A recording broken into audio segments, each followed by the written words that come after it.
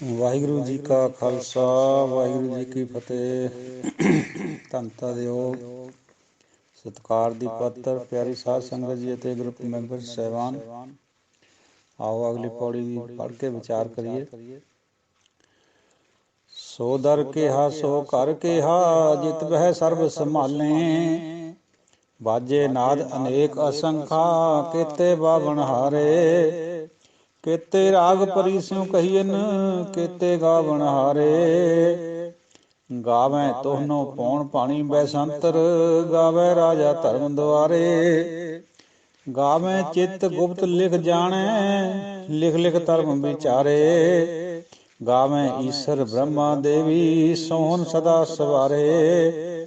ਗਾਵੈ ਇੰਦ ਇੰਦਾਸਣ ਬੈਠੇ, ਦੇਵਤਿਆਂ ਦਰ ਨਾਲੇ।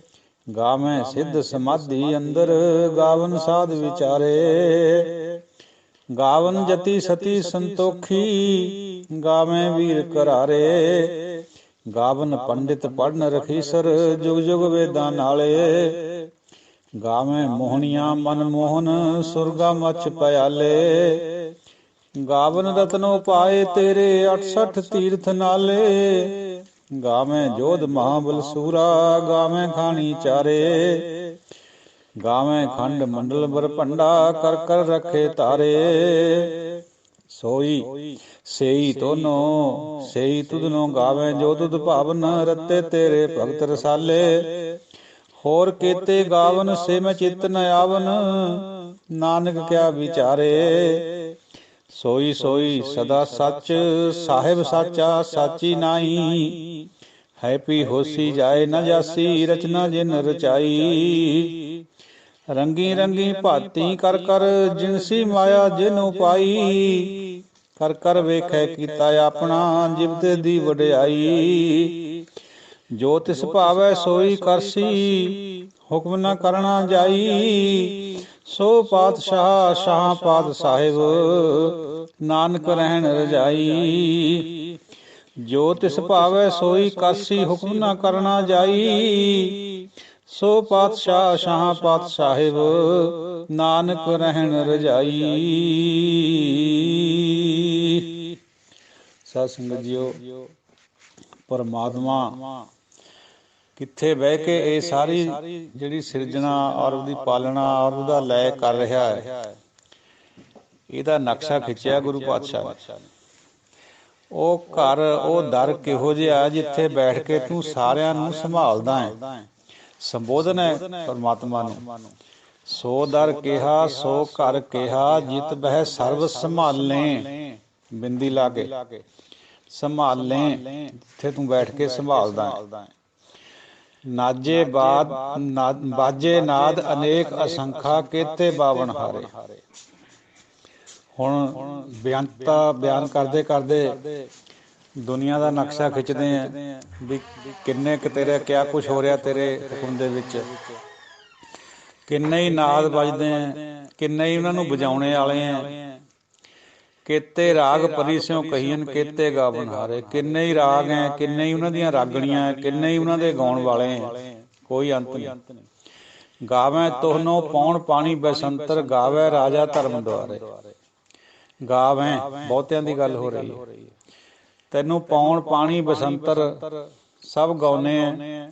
ਧਰਮ ਦੁਆਰ, ਧਰਮ ਰਾਜਾ ਵੀ ਬੈਠਾ ਤੇਰੇ ਦੁਆਰੇ ਦੇ ਉੱਤੇ, ਤੈਨੂੰ ਗਾ ਰਿਹਾ। ਇੱਥੇ ਸਾਧ ਸੰਗਤ ਜੀ ਇੱਕ ਵਿਆਕਰਨ ਘੁੰਡੀ ਹੈ, ਗਾਵੈ। ਕਿਤੇ ਗਾਵਨ ਵੀ ਆਉਂਦਾ, ਕਿਉਂਕਿ ਇਹ 2-3 ਵਾਰ ਆਉਂਦੀ ਹੈ ਬਾਣੀ ਜਿਹੜੀ ਆਪਣੀ ਇਹ ਵਿਚਾਰ ਆ ਰਹੀ ਹੈ। ਸੋ ਦਰ ਕਿਹਾ ਸੋ ਘਰ ਕਿਹਾ, ਗੁਰੂ ਗ੍ਰੰਥ ਸਾਹਿਬ ਜੀ ਦੇ ਵਿੱਚ ਇਹ ਭੇਦ ਰੱਖੇ ਵੇ ਗੁਰੂ ਸਾਹਿਬ ਨੇ, ਉਹੀ ਜਾਣਨ। ਗਾਵੈ ਜਾਂ ਗਾਵਨ, ਅਰਥਾਂ ਦਾ ਕੋਈ ਫਰਕ ਨਹੀਂ ਹੈ। ਹੋ ਸਕਦਾ ਇਹ ਸੇਧ ਦਿੱਤੀ ਹੋਵੇ ਵੀ ਕਈ ਲਕੀਰ ਦੇ ਫਕੀਰ ਹੁੰਦੇ, ਉਹ ਬਿਲਕੁਲ ਉਸ ਤਰ੍ਹਾਂ ਹੀ ਮੰਨਦੇ ਹੁੰਦੇ ਜਿਵੇਂ ਲਿਖਿਆ ਵਾ ਹੁੰਦਾ। ਜਦ ਕਿ ਦਾਸਰੇ ਦਾ ਇਹ ਮੱਤ ਹੈ, ਸਮਗਰ ਗੁਰਬਾਣੀ 'ਚੋਂ ਬਣਿਆ, ਬਈ ਅੱਖਰ ਜੋ ਕੁਛ ਕਹਿੰਦੇ ਆ ਉਹਨਾਂ ਦੇ ਪਿੱਛੇ ਜਿਹੜੀ ਭਾਵਨਾ ਹੁੰਦੀ ਹੈ, ਉਹ ਅਲਟੀਮੇਟ ਸੱਚਾਈ ਹੁੰਦੀ ਹੈ। ਉਹ ਗਾਵੈ ਔਰ ਗਾਵਨ ਦੇ ਵਿੱਚ ਕੋਈ ਅੰਤਰ ਨਹੀਂ ਹੈ, ਜੇ ਆਪਾਂ ਉਹਨਾਂ ਦਾ ਅਰਥ ਦੇਖੀਏ। ਹੁਣ ਇਹ ਉਰੇ ਚਾਹੇ ਤਾਂ ਇਹ ਗਾਉਣ ਦੇ ਮਕਸਦ ਨਾਲ ਰਾਗੀਆਂ ਨੂੰ ਪਤਾ ਹੋ ਸਕਦਾ ਵੀ ਇਹ ਗਾਵੈ ਜਾਂ ਗਾਵਨ ਸ਼ਬਦ ਕਿਵੇਂ ਆਉਂਦੇ, ਮਾਤਰਾ ਪੂਰੀਆਂ ਕਰਨ ਖਾਤਰ ਆਉਂਦੇ।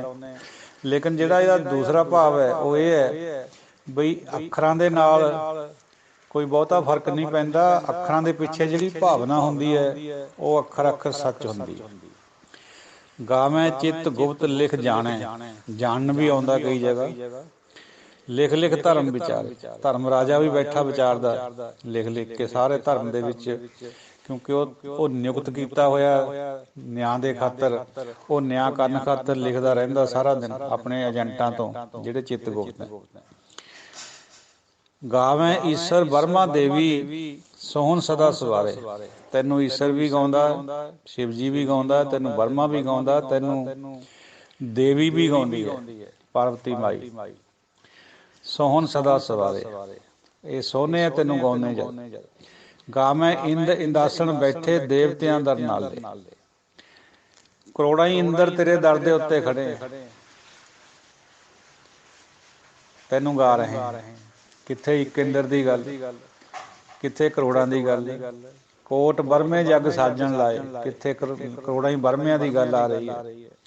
ਉਹਦੀ ਬੇਅੰਤਤਾ ਦੇ ਵਿੱਚ ਇਹ ਸਾਰਾ ਕੁਝ ਬਹੁਤ ਛੋਟਾ ਹੈ।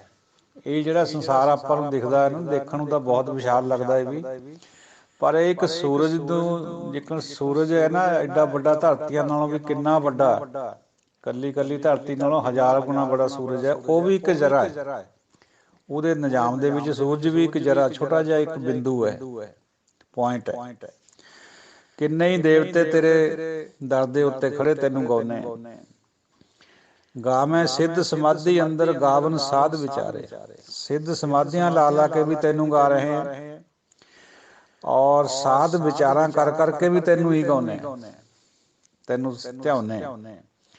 ਗਾਵਨ ਜਤੀ ਸਤੀ ਸੰਤੋਖੀ, ਗਾਵੇਂ ਵੀਰ ਕਰਾਰੇ, ਜਤ ਰੱਖਣ ਵਾਲੇ, ਸਤ ਰੱਖਣ ਵਾਲੇ, ਸੰਤੋਖੀ ਜੀਵਨ ਵਾਲੇ ਸਭ ਤੈਨੂੰ, ਜਿਹੜੇ ਬੜੇ ਬੜੇ ਵੀਰ ਹੈ ਉਹ ਵੀ ਤੈਨੂੰ ਗਾਉਂਦੇ ਹੈ, ਬਹਾਦਰ ਲੋਕ। ਗਾਵਨ ਪੰਡਿਤ ਪੜ੍ਹਨ ਰਖੀਸਰ ਜੁਗ ਜੁਗ ਵੇਦਾਂ ਨਾਲੇ, ਪੰਡਿਤ ਵਿਦਵਾਨ ਲੋਕ, ਰਿਸ਼ੀ, ਸ਼੍ਰੋਮਣੀ ਰਿਸ਼ੀ ਯੁੱਗ ਯੁੱਗ ਤੋਂ ਵੇਦਾਂ ਦੀਆਂ ਵਿਚਾਰਾਂ ਕਰ ਰਹੇ, ਧਾਰਮਿਕ ਗ੍ਰੰਥਾਂ ਦੀਆਂ ਵਿਚਾਰਾਂ ਕਰ ਰਹੇ। ਗਾਵੇਂ ਮੋਹਣੀਆਂ ਮਨ ਮੋਹਨ ਸੁਰਗ ਮੱਛ, ਸੁਰਗਾ ਮੱਛ ਪਿਆਲੇ, ਇਹ ਮੋਹਣੀਆਂ ਮਨ ਨੂੰ ਮੋਹ ਲੈਣ ਵਾਲੀਆਂ ਸੁੰਦਰ ਇਸਤਰੀਆਂ, ਪੱਛਰਾਂ ਵਗੈਰਾ ਜਿਹਨੂੰ ਹੂਰਾਂ ਕਹਿ ਦਿੰਦੇ ਆ ਇਸਲਾਮੀ ਜਗਤ ਵਿੱਚ, ਉਹ ਵੀ ਸੁਰਗ ਵਿੱਚ, ਇਸ ਲੋਕ ਵਿੱਚ ਔਰ ਪਤਾਲ ਦੇ ਵਿੱਚ ਉਹ ਵੀ ਤੈਨੂੰ ਗਾਉਂਦੀਆਂ। ਗਾਵਨ ਰਤਨ ਉਪਾਏ ਤੇਰੇ 68 ਤੀਰਥ ਨਾਲੇ, ਜਿਹੜੇ ਸਮੁੰਦਰਾਂ ਚੋਂ ਰਤਨ ਨਿਕਲੇ ਸੀ ਉਹ ਵੀ ਤੈਨੂੰ ਗਾਉਂਦੇ, 68 ਤੀਰਥ ਵੀ ਤੈਨੂੰ ਗਾ ਰਹੇ ਹੈ। ਗਾਵੇਂ ਜੋਧ ਮਹਾਬਲ ਸੂਰਾ, ਗਾਵੇਂ ਖਾਣੀ ਚਾਰੇ, ਬੜੇ ਬੜੇ ਯੋਧੇ ਮਹਾਬਲੀ ਸੂਰਮੇ, ਚਾਰੇ ਖਾਣੀਆਂ। ਸਾਧ ਸੰਗਤ ਜੀ, ਹੁਣ 4 ਖਾਣੀਆਂ ਦਾ ਜ਼ਿਕਰ ਹਿੰਦੂ ਫਲਸਫੇ 'ਚੋਂ ਆ ਰਿਹਾ ਗੁਰਬਾਣੀ 'ਚ, ਪਰ ਗੁਰਬਾਣੀ ਦਾ ਮਤਾ ਕੋਈ 4 ਖਾਣੀਆਂ ਜਾਂ 4 ਬਾਣੀਆਂ ਤੱਕ ਲਿਮਟਿਡ ਨਹੀਂ ਹੈ। ਇੱਥੇ ਤਾਂ ਕੇਤੀਆਂ ਹੀ ਖਾਣੀ, ਕੇਤੀ ਹੀ ਬਾਣੀ, ਕੋਈ ਪਤਾ ਹੀ ਨਹੀਂ ਹੈ, ਕੋਈ ਹਿਸਾਬ ਹੀ ਨਹੀਂ ਹੈ। ਗਾਵੇਂ ਖੰਡ ਮੰਡਲ ਬਰਭੰਡਾ, ਕਰ ਕਰ ਰੱਖੇ ਧਾਰੇ, ਖੰਡ ਮੰਡ ਬ੍ਰਹਿਮੰਡ ਦੇ ਜਿਹੜੇ ਤੇਰੀ ਸੱਤਾ ਵਿੱਚ ਚੱਲ ਰਹੇ ਹੈ ਸਭ ਤੈਨੂੰ ਗਾਉਂਦੇ। ਸਹੀ ਤੁਧਨੋਂ ਗਾਵੇਂ ਜੋ ਤੁਧ ਭਾਵਨ, ਰੱਤੇ ਤੇਰੇ ਭਗਤ ਰਸਾਲੇ, ਤੈਨੂੰ ਉਹ ਗਾਉਂਦੇ ਹੈ ਜਿਹੜੇ ਤੈਨੂੰ ਭਾਉਂਦੇ, ਔਰ ਜਿਹੜੇ ਭਗਤ ਹੈ ਰਸਾਂ ਵਿੱਚ, ਤੇਰੇ ਨਾਮ ਰਸ ਵਿੱਚ ਰੰਗੇ ਹੋਏ, ਰਸੇ ਹੋਏ, ਉਹ ਤੈਨੂੰ ਗਾਉਂਦੇ ਹੈ। ਸਾਧ ਸੰਗਤ ਜੀਓ, ਇੱਥੇ ਇਸ ਤੁਕ ਤੋਂ ਇਹ ਭਾਵਨਾ ਪ੍ਰਗਟ ਹੁੰਦੀ ਹੈ ਵੀ ਗਾਉਂਦੇ ਤੈਨੂੰ ਸਾਰੇ ਹੀ ਹੈ, ਪਰ ਅਸਲ ਵਿੱਚ ਗਾਉਣਾ ਉਹਨਾਂ ਦਾ ਪ੍ਰਵਾਨ ਹੈ, ਧਿਆਉਣਾ ਉਹਨਾਂ ਦਾ ਪ੍ਰਵਾਨ ਹੈ, ਸਿਮਰਨ ਉਹਨਾਂ ਦਾ ਪ੍ਰਵਾਨ ਹੈ ਜਿਨ੍ਹਾਂ ਨੂੰ ਤੇਰੀ ਨਜ਼ਰ ਹੋ ਜਾਏ, ਜੋ ਤੈਨੂੰ ਭਾ ਜਾਵੇ। ਗਾਉਂਦੇ ਸਾਰੇ ਹੀ ਹੈ, ਸਾਰੇ ਤੈਨੂੰ ਭਾਉਂਦੇ ਨਹੀਂ ਹੈ, ਭਾਉਂਦਾ ਕੋਈ ਵਿਰਲਾ ਵਿਰਲਾ ਹੈ, ਸੰਤ ਜਨ, ਭਗਤ ਜਨ। ਉਹ ਵਿਚਾਰ ਹੋ ਰਹੀ ਹੈ, ਸਹੀ ਤੁਧਨੋਂ ਗਾਵੇਂ ਜੋ ਤੁਧ ਭਾਵਨ, ਕਹਿੰਦੇ ਅਸਲ ਵਿੱਚ ਉਹੀ ਤੈਨੂੰ ਗਾ ਰਹੇ ਆ, ਉਹੀ ਪ੍ਰਵਾਨ ਹੈ ਜਿਹੜੇ ਤੈਨੂੰ ਭਾ ਜਾਵੇ, ਦੂਜਿਆਂ ਨੂੰ ਨਹੀਂ ਗਾਉਂਦੇ, ਹਾਲਾਂਕਿ ਸਾਰੇ ਹੀ ਨੇ। ਹੋਰ ਕੀਤੇ ਗਾਵਨ ਸਿਮ ਚਿੱਤ ਨਾ ਆਵਨ, ਨਾਨਕ ਕਿਆ ਵਿਚਾਰੇ, ਇਹਨਾਂ ਤੋਂ ਬਿਨਾਂ ਹੋਰ ਵੀ ਕਿੰਨੇ ਹੀ ਗਾ ਰਹੇ ਤੈਨੂੰ। ਜਿਹੜੇ ਅਣਦਿਸਦਾ ਸੰਸਾਰ ਹੈ, ਉਹ ਗੁਰੂ ਨਾਨਕ ਪਾਤਸ਼ਾਹ ਫਰਮਾ ਰਹੇ ਉਹ ਮੇਰੇ ਚਿੱਤ 'ਚ ਨਹੀਂ ਹੈ, ਮੈਂ ਉਹਨਾਂ ਦੀ ਕਿਆ ਵਿਚਾਰ ਕਰਾਂ ਜਿਹੜਾ ਮੈਂ ਜਾਣਦਾ ਹੀ ਨਹੀਂ, ਦੇਖਿਆ ਹੀ ਨਹੀਂ ਹੈ। सोई सोई सदा सच ਸਾਹਿਬ ਸਾਚਾ ਸਾਚੀ ਨਾਈ। ਸਾਧ ਸੰਗਤ ਜੀ ਇਹਦੇ ਵਿੱਚ ਥੋੜਾ ਜਿਹਾ ਉਚਾਰਨ ਦਾ ਵੀ ਦੇਖ ਲਿਓ, ਦੋਹੇ ਤਰ੍ਹਾਂ ਪਾਠ ਚੱਲਦਾ, ਜ਼ਿਆਦਾਤਰ ਚੱਲਦਾ ਸੋਈ ਸੋਈ ਸਦਾ ਸੱਚ ਸਾਹਿਬ ਸਾਚਾ ਸਾਚੀ ਨਾਈ, ਏਕਣ ਵੀ ਚੱਲਦਾ। ਵਿਆਕਰਨਕ ਪੱਖ ਤੋਂ ਜ਼ਿਆਦਾ ਇਹ ਸਹੀ ਹੈ ਪਾਠ ਸੋਈ ਸੋਈ ਸਦਾ, ਸੋਈ ਸੋਈ ਸਦਾ ਸੱਚ ਸਾਹਿਬ ਸਾਚਾ ਸਾਚੀ ਨਾਈ। ਹੈਪੀ ਹੋਸੀ ਜਾਏ ਨਾ ਜਾਸੀ ਰਚਨਾ ਜਿਨ ਰਚਾਈ।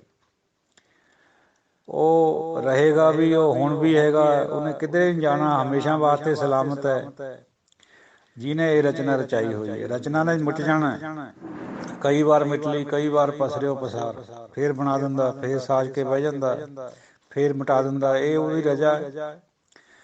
ਰੰਗੀ ਰੰਗੀ ਭਾਂਤੀ ਕਰ ਕਰ ਜਿਨਸੀ ਮਾਇਆ ਜਿਹਨੂੰ ਪਾਈ। ਜਿਹਨੇ ਇਹ ਕਿੰਨੇ ਕਿਸਮ ਦੀ ਮਾਇਆ ਰੰਗਾਂ ਰੰਗਾਂ ਵਿੱਚ ਸਾਜ ਕੇ ਭਾਂਤ ਭਾਂਤ ਦੀ ਬਣਾ ਕੇ ਬਣਾਈ ਹੈ। ਇਹਦਾ ਕੋਈ ਹੈ ਪਾਰ ਉਤਾਰਾ? ਇਹਦੀ ਵਡਿਆਈ ਸਿਰਫ ਉਸੇ ਨੂੰ ਜਾਂਦੀ ਹੈ ਜਿਹਨੇ ਇਹ ਬਣਾਈ ਹੈ। ਕਰ ਕਰ ਵੇਖੈ ਕੀਤਾ ਆਪਣਾ ਜਿਵ ਤਿਸ ਦੀ ਵਡਿਆਈ। ਇਹ ਉਹਦੀ ਵਡਿਆਈ ਹੈ ਵੀ ਉਹ ਆਪਣੇ ਕਰੇ ਨੂੰ ਕਰ ਕਰਕੇ ਵੇਖਦਾ ਹੈ ਔਰ ਖੁਸ਼ ਵੀ ਹੁੰਦਾ ਹੈ। ਜਿਹਨੂੰ ਪਾਈ ਰੰਗ ਰਵਾਈ ਬੈਠਾ ਵੇਖੈ ਵੱਖ ਇਕੇਲਾ। ਏਮਨਾਬਾਦ ਦਾ ਸ਼ਬਦ ਜਿੱਥੇ ਗਾਇਆ ਸੀ ਗੁਰੂ ਨਾਨਕ ਪਾਤਸ਼ਾਹ ਨੇ, ਉੱਥੇ ਜ਼ਿਕਰ ਕਰਿਆ ਵੀ ਤੂੰ ਵੱਖ ਬਹਿ ਕੇ ਆਪਣੀ ਕਲਾ ਨੂੰ ਦੇਖ ਰਿਹਾ, ਜਿਹਦੇ ਸਾਜੀ ਹੋਈ ਹੈ, ਸਿਰਜੀ ਹੋਈ ਹੈ। ਇਹ ਤੇਰੀ ਵਡਿਆਈ ਹੈ। ਤੂੰ ਵਿੱਚ ਵੀ ਰਮਿਆ ਹੋਇਆ ਹੈ, ਤੂੰ ਇਸ ਤੋਂ ਅੱਡ ਬਹਿ ਕੇ ਵੀ ਦੇਖ ਰਿਹਾ, ਨਿਰਗੁਣ ਵੀ ਹੈ, ਸਰਗੁਣ ਵੀ ਹੈ। ਜੋ ਤਿਸ ਭਾਵੈ ਸੋਈ ਕਰਸੀ ਹੁਕਮ ਨਾ ਕਰਨਾ ਜਾਈ। ਹੁੰਦਾ ਉਹੀ ਹੈ ਜੋ ਤੈਨੂੰ ਪਾਉਂਦਾ ਹੈ, ਉਹੀ ਤੂੰ ਕਰਦਾ ਹੈ। ਤੇਰੇ ਉੱਤੇ ਕਿਸੇ ਦਾ ਕੋਈ ਹੁਕਮ ਨਹੀਂ ਹੈ, ਕਿਉਂਕਿ ਤੇਰਾ ਕੋਈ ਸ਼ਰੀਕ ਨਹੀਂ ਹੈ, ਤੇਰੇ ਕੋਈ ਬਰਾਬਰ ਨਹੀਂ ਹੈ। ਤੂੰ ਕਿਸੇ ਦੀ ਸਲਾਹ ਵੀ ਨਹੀਂ ਲੈਂਦਾ ਹੈ, ਬੇਵਜ਼ੀਰ ਹੈ, ਵੱਡਾ ਧੀਰ ਹੈ, ਤੇਰਾ ਕੋਈ ਵਜ਼ੀਰ ਨਹੀਂ ਹੈ। ਉਂਝ ਆਪਾਂ ਕਹਿ ਦਿੰਦੇ ਹਾਂ ਵਡਿਆਈ ਖਾਤਰ ਵੀ ਜਿਹੜੇ ਪਾਠੀ ਹੁੰਦੇ ਆ ਗੁਰੂ ਸਾਹਿਬ ਦੇ, ਗੁਰੂ ਗ੍ਰੰਥ ਸਾਹਿਬ ਜੀ ਦੇ ਵਜ਼ੀਰ ਹੈ, ਉਹ ਹੋਰ ਸੈਂਸ ਹੈ। ਵਜ਼ੀਰ ਜਿੱਥੇ ਸਲਾਹ ਲੈਣ ਦੀ ਮਕਸਦ ਹੁੰਦਾ, ਜਿਵੇਂ ਰਾਜਿਆਂ ਦੇ ਨਾਲ ਵਜ਼ੀਰ ਹੋਇਆ ਕਰਦੇ ਸੀਗੇ ਮੰਡਲੀ, ਉਸ ਤਰ੍ਹਾਂ ਦਾ ਤੂੰ ਕਿਸੇ ਤੋਂ ਕੋਈ ਸਲਾਹ ਨਹੀਂ ਲੈਂਦਾ, ਤੇਰਾ ਤੂੰ ਬੇਵਜ਼ੀਰ ਹੈ, ਤੇਰਾ ਕੋਈ ਵਜ਼ੀਰ ਨਹੀਂ ਹੈ। ਸੋ ਪਾਤਸ਼ਾਹ ਸ਼ਾਹਾਂ ਪਾਤਸ਼ਾਹ ਹੈ। ਸੋ ਤੂੰ ਉਹ ਪਾਤਸ਼ਾਹ ਹੈ ਜਿਹੜਾ ਸ਼ਾਹਾਂ ਦਾ ਵੀ ਪਾਤਸ਼ਾਹ ਹੈ, ਰਾਜਿਆਂ ਦਾ ਵੀ ਰਾਜਾ ਹੈ, ਬੜ ਰਾਜਾ ਹੈ। ਨਾਨਕ ਰਹਿਣ ਰਜਾਈ। ਤੇਰੀ ਰਜਾ ਵਿੱਚ ਰਹਿਣਾ ਹੀ ਬਣਦਾ ਹੈ। ਤੇਰੀ ਰਜਾ ਤੋਂ ਬਾਹਰ ਜਾ ਕੇ ਕੋਈ ਕਿਵੇਂ ਗੁਜ਼ਾਰਾ ਕਰੂਗਾ? ਤੂੰ ਐਡਾ ਡਾਢਾ ਹੈ, ਐਡਾ ਬੇਅੰਤ ਹੈ, ਇਹ ਸ਼ਬਦ ਵੀ ਛੋਟੇ ਪੈ ਜਾਂਦੇ ਤੇਰੇ ਖਾਤਰ। ਬਈ ਕੋਈ ਕਿਆ ਕਰ ਸਕਦਾ ਤੇਰੀ ਰਜਾ ਤੋਂ ਬਾਹਰ ਕਿਵੇਂ ਜਾਊਗਾ? ਜਾਊਗਾ ਤਾਂ ਮੂੰਹ ਝੋਟਾਂ ਖਾਊਗਾ, ਜਾ ਨਹੀਂ ਸਕਦਾ। ਜੇ ਜਾਂਦਾ ਵੀ ਆ ਉਹ ਵੀ ਤੇਰੇ ਹੁਕਮ ਵਿੱਚ ਜਾਂਦਾ ਹੈ। ਕਈਆਂ ਨੂੰ ਤੂੰ ਭੁਲਾ ਦਿੰਦਾ, ਕਈਆਂ ਨੂੰ ਭੁੱਲਿਆ ਮੈਨੂੰ ਰਸਤੇ ਪਾ ਦਿੰਦਾ। ਆਪੇ ਕੋ ਭੁੱਲਾ ਰੇ ਭਾਈ ਸੋ ਬੁੱਝੈ ਜਿਸ ਆਪ ਬੁਝਾਏ, ਭੁੱਲੈ ਜਿਸੇ ਭੁਲਾਈ। ਸੋ ਭੁੱਲੈ ਜਿਸੇ ਆਪ ਭੁਲਾਵੈ, ਬੁੱਝੈ ਜਿਸੇ ਬੁਝਾਈ। ਬੁਝਾਉਂਦਾ ਵੀ ਤੂੰ ਹੀ ਹੈ, ਭੁੱਲਣ ਵਿੱਚ ਵੀ ਤੂੰ ਹੀ ਪਾਉਣਾ। ਭੁੱਲਣ ਵਿੱਚ ਕੀਆ ਸਭ ਕੋਈ, ਕਰਤਾ ਆਪ ਨਾ ਭੁੱਲੈ।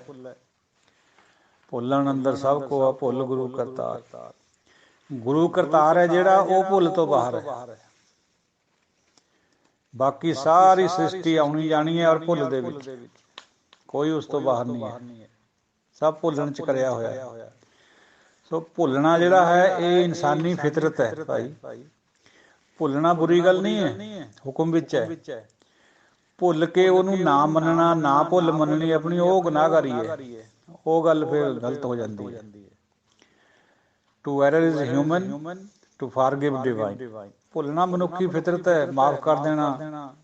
ਜਿਵੇਂ ਬਾਪ ਬੱਚੇ ਦੇ ਹਮੇਸ਼ਾ ਕਰਮਾਂ ਨੂੰ ਮਾਫ਼ ਕਰ ਦਿੰਦਾ, ਇਸੇ ਤਰ੍ਹਾਂ ਪਰਮਾਤਮਾ ਔਰ ਗੁਰੂ ਨੂੰ ਉਹ ਵੀ ਮਾਫ਼ ਕਰ ਦਿੰਦੇ। ਹਾਂ ਇਹ ਗੱਲ ਜ਼ਰੂਰ ਹੈ ਵੀ ਅਹਿਸਾਸ ਜ਼ਰੂਰ ਹੋਣਾ ਚਾਹੀਦਾ ਬੰਦੇ ਨੂੰ ਵੀ ਹਾਂ ਮੇਰੇ ਤੋਂ ਗਲਤੀ ਹੋਈ ਹੈ, ਮੈਂ ਭੁੱਲ ਵਿੱਚ ਹੈ। ਭੁੱਲਣਾ ਕੋਈ ਗੁਨਾਹ ਨਹੀਂ ਹੈ। ਭੁੱਲਣੇ ਨੂੰ ਨਾ ਮੰਨਣਾ ਵੀ ਮੇਰੇ ਤੋਂ ਭੁੱਲ ਹੋਈ ਹੈ, ਉਹ ਗੁਨਾਹ ਜ਼ਿਆਦਾ ਵੱਡਾ ਹੈ।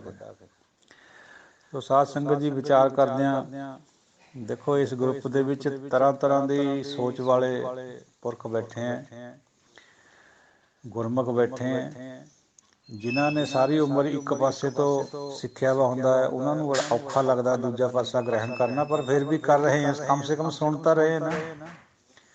ਇਹੀ ਬਹੁਤ ਵੱਡੀ ਗੱਲ। ਦਾਸਰੇ ਦੀ ਜ਼ਿੰਦਗੀ 'ਚ ਇਹ ਹੁੰਦਾ ਆਇਆ, ਕਿਉਂਕਿ ਦਾਸਰਾ ਕਿਸੇ ਇੱਕ ਪਰਟੀਕੂਲਰਲੀ ਕਿਸੇ ਟਕਸਾਲ ਨਾਲ, ਕਿਸੇ ਮਿਸ਼ਨਰੀ ਕਾਲਜ ਨਾਲ ਜਾਂ ਕਿਸੇ ਹੋਰ ਨਾਲ ਨਹੀਂ ਜੁੜਿਆ ਹੋਇਆ, ਨਾ ਹੀ ਕਿਸੇ ਤੋਂ ਪੜ੍ਹਿਆ ਹੋਇਆ।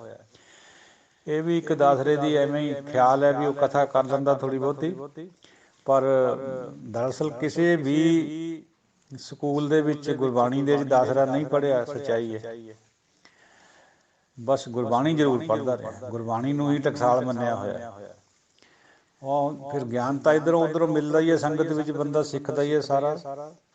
ਸੋ ਕੋਈ ਐਸੀ ਭੁੱਲ ਹੋ ਜਾਂਦੀ ਹੈ, ਕਈ ਵਾਰੀ, ਬਹੁਤ ਵਾਰੀ ਹੁੰਦੀ ਹੈ। ਆਪ ਜੀ ਬਖਸ਼ਣਹਾਰ ਹੈ ਔਰ ਬਖਸ਼ ਵੀ ਦਿਆ ਕਰੋ, ਕਿਉਂਕਿ ਜਿੰਨਾ ਚਿਰ ਸੰਗਤਾਂ ਵਿੱਚ ਜਾ ਕੇ, ਟਕਸਾਲਾਂ ਦੇ ਵਿੱਚ ਜਾ ਕੇ, ਕਿਸੇ ਕਾਲਜਾਂ ਵਿੱਚ ਜਾ ਕੇ ਸਟੱਡੀ ਨਾ ਬੰਦਾ ਕਰੇ, ਉਨਾ ਚਿਰ ਗਲਤੀ ਹੋਣ ਦੀ ਸੰਭਾਵਨਾ ਰਹਿੰਦੀ ਓ ਰਹਿੰਦੀ ਹੈ। ਇਹ ਗੱਲ ਜੁਦੀ ਹੈ ਵੀ ਸਾਨੂੰ ਸੰਗਤ ਜ਼ਰੂਰ ਮਹਾਂਪੁਰਖਾਂ ਦੀ ਮਿਲੀ ਹੋਈ ਹੈ, ਉਹਨਾਂ ਤੋਂ ਹੀ ਬਹੁਤ ਕੁਝ ਸਿੱਖਿਆ ਹੋਇਆ। ਉਹਨਾਂ ਤੋਂ ਵੀ ਐਕੜ ਨਹੀਂ ਵੀ ਕੋਈ ਨਾਲ ਰਹਿ ਕੇ ਹੀ ਸਿੱਖਿਆ, ਉਹਨਾਂ ਦੇ ਦੇਖਣ, ਉਹਨਾਂ ਦਾ ਜਿਹੜਾ ਚੱਲਣ ਸੀਗਾ ਜ਼ਿੰਦਗੀ ਦਾ, 20-30 ਸਾਲ ਉਹ ਦੇਖਿਆ ਹੈ, ਉਹਨਾਂ ਦੇ ਬਚਨ ਸੁਣੇ ਹੈ, ਹੁਣ ਵੀ ਸੁਣਦੇ ਰਹੀਦਾ ਕੋਈ ਨਾ ਕੋਈ, ਜਦੋਂ ਉਹਨਾਂ ਦੀ ਬਾਤ ਕਰਦਾ ਹੈ ਤਾਂ ਉਹਦੇ ਨਾਲ ਜ਼ਿੰਦਗੀ ਦੀ ਸੇਧ ਬਣ ਜਾਂਦੀ ਹੈ। ਇੱਕ ਭਾਈ ਸਾਹਿਬ ਜਿਹੜੇ ਕਹਿ ਰਹੇ ਸੀ ਨਾ ਵੀ ਰਸ ਸਾਨੂੰ ਉਹਨਾਂ ਦੀ ਗੱਲ ਦੇ ਵਿੱਚੋਂ ਆਉਣਾ ਹੈ ਜਿਹੜੀ ਤੁਸੀਂ ਸਿੱਖੀ ਹੈ, ਨਾ ਕਿ ਵਿਆਕਰਨ ਦੀ ਵਿਚਾਰ 'ਚੋਂ ਆਉਣਾ। ਇਹ ਗੱਲ ਠੀਕ ਹੈ ਉਹਨਾਂ ਦੀ, ਉਹਨਾਂ ਨੇ ਆਪਣਾ ਆਪਾ ਪ੍ਰਗਟ ਕਰ ਦਿੱਤਾ, ਕਿਉਂਕਿ ਜਿਹਨੇ ਦੂਜੇ ਪਾਸੇ ਦੀ ਵਿਚਾਰ ਸਾਰੀ ਉਮਰ ਸੁਣੀ ਹੈ, ਉਹਨੂੰ ਵਿਆਕਰਨਿਕ ਵਿਚਾਰ ਬਹੁਤੀ ਅੱਛੀ ਨਹੀਂ ਲੱਗ ਸਕਦੀ। ਉਹਨੂੰ ਇਸ ਗੱਲ ਦੀ ਸਮਝ ਕਿਵੇਂ ਆਊਗੀ ਵੀ ਜਿਹੜਾ ਔਂਕੜ ਲੱਗਦਾ ਇੱਕ ਵਚਨ ਖਾਤਰ ਲੱਗਦਾ, ਮੰਨਣਾ ਹੀ ਨਹੀਂ ਅਗਲੇ ਨੇ, ਅਗਲੇ ਦੀ ਰਜਾ। ਚਲੋ ਸਾਨੂੰ ਉਹਦੇ ਤੋਂ ਕੋਈ ਮਤਲਬ ਨਹੀਂ ਹੈ, ਤੋ ਸੁਣਨਾ ਹੀ ਬਹੁਤ ਬੜੀ ਗੱਲ ਹੈ। ਵਿਆਕਰਨਕ ਵਿਚਾਰ ਜੇ ਆਪਾਂ ਬਹੁਤ ਜ਼ਿਆਦਾ ਇਹਨੂੰ ਹੋਰ ਖਿੱਚ ਕੇ ਕਰਾਂਗੇ, ਫਿਰ ਇਹ ਨੀਰਸ ਬਣ ਜੂਗੀ। ਦਾਸਰਾ ਉਨੀ ਕੇ ਕਰ ਰਿਹਾ ਜਿੰਨੀ ਕੁ ਬਿਨਾਂ ਗੁਜ਼ਾਰਾ ਨਹੀਂ ਹੁੰਦਾ, ਸਰਦਾ ਨਹੀਂ ਹੈ, ਜਿੰਨਾ ਕੁ ਸਾਨੂੰ ਸੋਝੀ ਆ ਜਾਏ, ਬਸ ਦੈਟਸ ਆਲ। ਕਰਨ ਨੂੰ ਬਹੁਤ ਬੜਾ ਬਹੁਤ ਕੁਝ ਪਿਆ ਇਹਦੇ 'ਚ ਹੋਰ ਅਜੇ ਵਿਆਕਰਨਕ ਵਿਚਾਰਾਂ, ਪਰ ਉਹ ਕਿਸੇ ਖਾਸ ਬੰਦੇ ਨਾਲ ਕਰੀਆਂ ਜਾ ਸਕਦੀਆਂ ਫਿਰ, ਜਾਂ ਲਿਖੀਆਂ ਵੀ ਪਈਆਂ ਪ੍ਰੋਫੈਸਰ ਸਾਹਿਬ ਦੀਆਂ, ਸਾਹਿਬ ਸਿੰਘ ਦੀਆਂ ਲਿਖੀਆਂ ਪਈਆਂ, ਭਾਈ ਰਣਧੀਰ ਸਿੰਘ ਜੀ ਦੀਆਂ ਲਿਖੀਆਂ ਪਈਆਂ, ਜੋਗਿੰਦਰ ਸਿੰਘ ਤਲਵਾੜੇ ਦੀਆਂ ਪਈਆਂ, ਧੰਨਾ ਸਿੰਘ ਰਿਟਾਇਰਡ ਕਮਿਸ਼ਨਰ ਦੀਆਂ ਪਈਆਂ, ਕਿੰਨੀ ਕਰੀ ਜਾਓ। ਉਹ ਫਿਰ ਐਕੈਡੈਮਿਕ ਇੰਟਰਸਟ ਦੀ ਗੱਲ ਰਹਿ ਜਾਂਦੀ ਹੈ, ਜਿਹੜਾ ਵਿੱਚ ਨਾਮ ਰਸ ਹੈ ਉਹ ਅਲੋਪ ਹੁੰਦਾ ਜਾਂਦਾ। ਫਿਰ ਇਸੇ ਕਰਕੇ ਉਨੀ ਕੇ ਵਿਚਾਰ ਕਰੀ ਦੀ ਹੈ ਜਿੰਨੀ ਕੁ ਬਿਨਾਂ ਆਪਣਾ ਗੁਜ਼ਾਰਾ ਨਾ ਹੁੰਦਾ ਹੋਵੇ, ਉਹ ਕਰ ਲੈਣੀ ਚਾਹੀਦੀ ਹੈ, ਤਾਂ ਕਿ ਸਾਡੀ ਸਿਹਤ ਬਣ ਜਾਏ, ਸਾਨੂੰ ਇਹ ਪਤਾ ਲੱਗ ਜਾਏ ਵੀ ਗੁਰੂ ਸਾਹਿਬ ਅਸਲ 'ਚ ਕਹਿਣਾ ਕਿਆ ਚਾਹੁੰਦੇ। ਕਿਉਂਕਿ ਕਈ ਦਫਾ ਅਸੀਂ ਸੁਣਿਆ ਵਾ ਕੁਛ ਹੋਰ ਹੁੰਦਾ, ਗੱਲ ਕੁਛ ਹੋਰ ਹੁੰਦੀ ਹੈ। ਉਹ ਕੌਣ ਦੱਸੂਗਾ? ਕੋਈ ਵਿਅਕਤੀ ਵਿਸ਼ੇਸ਼ ਨਹੀਂ ਉਹਦਾ ਨਿਰਣਾ ਕਰ ਸਕਦਾ, ਸਿਰਫ ਵਿਆਕਰਨ ਕਰੂਗਾ, ਕਿਉਂਕਿ ਵਿਆਕਰਨ ਗੁਰੂ ਸਾਹਿਬ ਦਾ ਪਾਇਆ। ਇਸ ਕਰਕੇ ਜੇ ਕਿਸੇ ਬੰਦੇ ਦਾ ਹੁੰਦਾ ਪਾਇਆ ਵਾ, ਫਿਰ ਬੰਦੇ ਦੀ ਵੀ ਕੋਈ ਅਹਿਮੀਅਤ ਨਹੀਂ ਹੁੰਦੀ। ਗੁਰੂ ਸਾਹਿਬ ਦੀ ਗੱਲ ਨੂੰ ਮੰਨਣਾ ਬਣਦਾ ਹੀ ਬਣਦਾ, ਨਹੀਂ ਮੰਨਦੇ ਤਾਂ ਫਿਰ ਐਂ ਸਮਝੋ ਵੀ ਅਸੀਂ ਗੁਰੂ ਦੇ ਸਿੱਖ ਹੋਣ ਤੋਂ ਕੁਛ ਸਾਡੇ 'ਚ ਘਾਟ ਹੈ ਜ਼ਰੂਰ। ਉਹਨਾਂ ਦੀ ਗੱਲ ਨੂੰ ਹੀ ਨਹੀਂ ਅਗਰ ਮੰਨਦੇ, ਕਿਸੇ ਹੋਰ ਦੀ ਨੂੰ ਮੰਨਦੇ ਹੈ, ਤਾਂ ਜ਼ਰੂਰ ਕੁਛ ਨਾ ਕੁਛ ਘਾਟ ਹੈ। ਫਿਰ ਕੋਈ ਅਪਸ਼ਬਦ ਦੀ ਖਿਮਾ ਦਿਓ ਅਸੀਸਾਂ। ਵਾਹਿਗੁਰੂ ਜੀ ਕਾ ਖਾਲਸਾ, ਵਾਹਿਗੁਰੂ ਜੀ ਕੀ ਫਤਿਹ। ਵਾਹਿਗੁਰੂ ਜੀ ਕਾ ਖਾਲਸਾ, ਵਾਹਿਗੁਰੂ ਜੀ ਕੀ ਫਤਿਹ।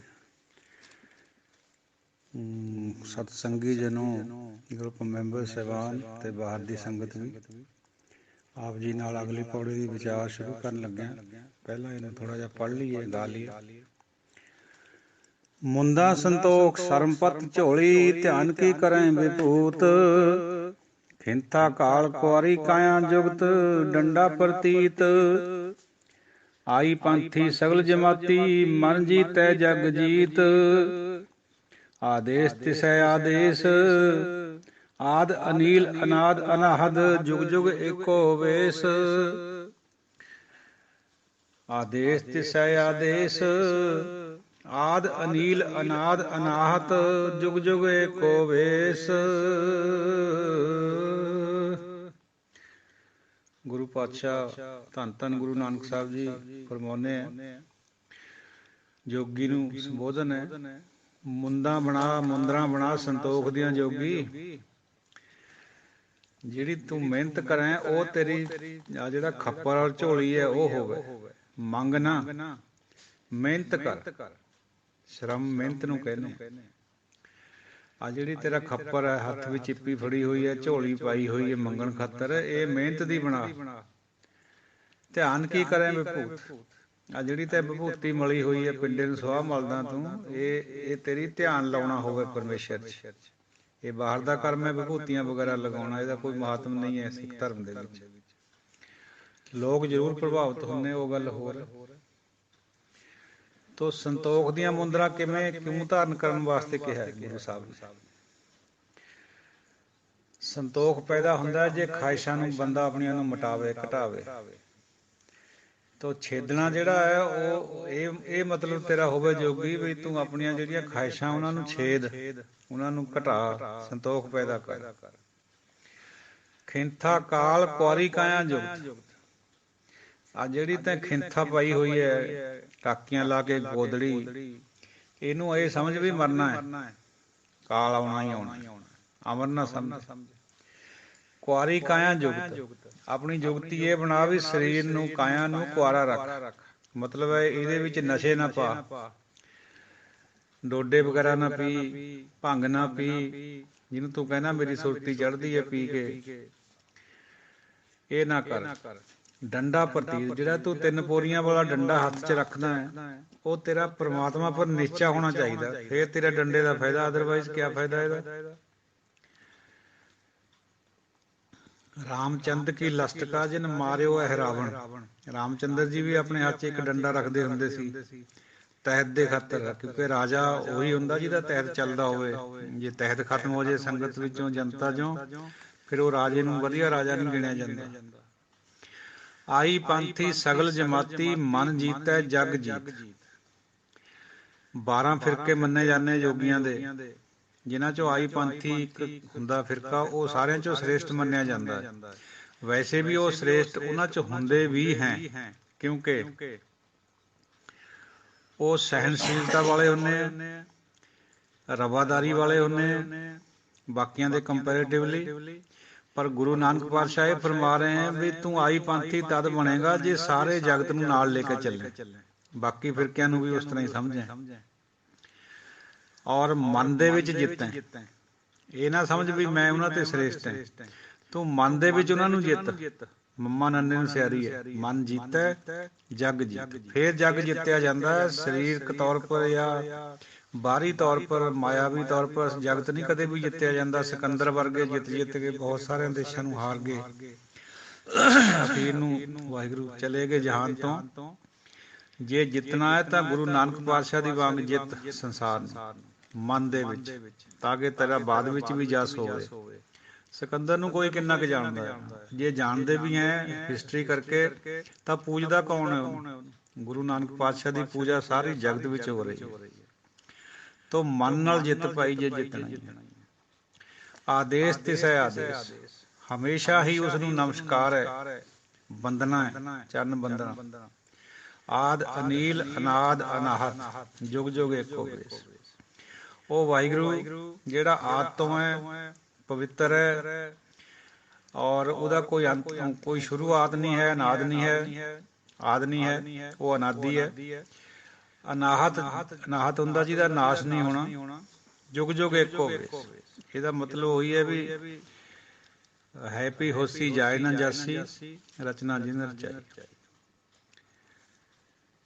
ਜੁਗ ਜੁਗ ਤੋਂ ਇੱਕੋ ਹੀ ਵੇਸ ਹੈ ਉਹਦਾ, ਹਮੇਸ਼ਾ ਤੋਂ ਹੀ। ਯੁੱਗ ਤਾਂ ਛੋਟੀ ਗੱਲ ਹੈ, ਯੁੱਗ ਔਰ ਕਲਪ ਤਾਂ ਬਹੁਤ ਛੋਟੀ ਗੱਲ ਹੈ ਉਹਦੇ ਨਿਜ਼ਾਮ ਦੇ ਵਿੱਚ। ਇਹ ਤਾਂ ਬਹੁਤ ਵਾਰੀ ਹੋਲੇ, ਕਲਪ ਵੀ ਹੋਲੇ, ਯੁੱਗ ਵੀ ਹੋਲੇ।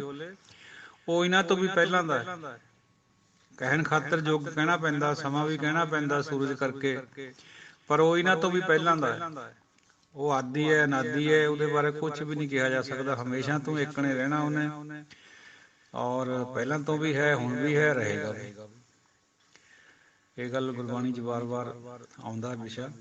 ਹਾਲਾਂਕਿ ਸਾਡੇ ਹਿੰਦੂ ਭਰਾ ਜਿਹੜੇ ਆ, ਉਹ ਪਰਮਾਤਮਾ ਔਰ ਮਾਇਆ ਦੋਹਾਂ ਤੱਤਾਂ ਨੂੰ ਅਨਾਦੀ ਮੰਨਦੇ ਆ, ਬਈ ਇਹ ਪਹਿਲਾਂ ਤੋਂ ਹੀ ਪੈਦਾ ਹੋਏ ਹੋਏ ਆ।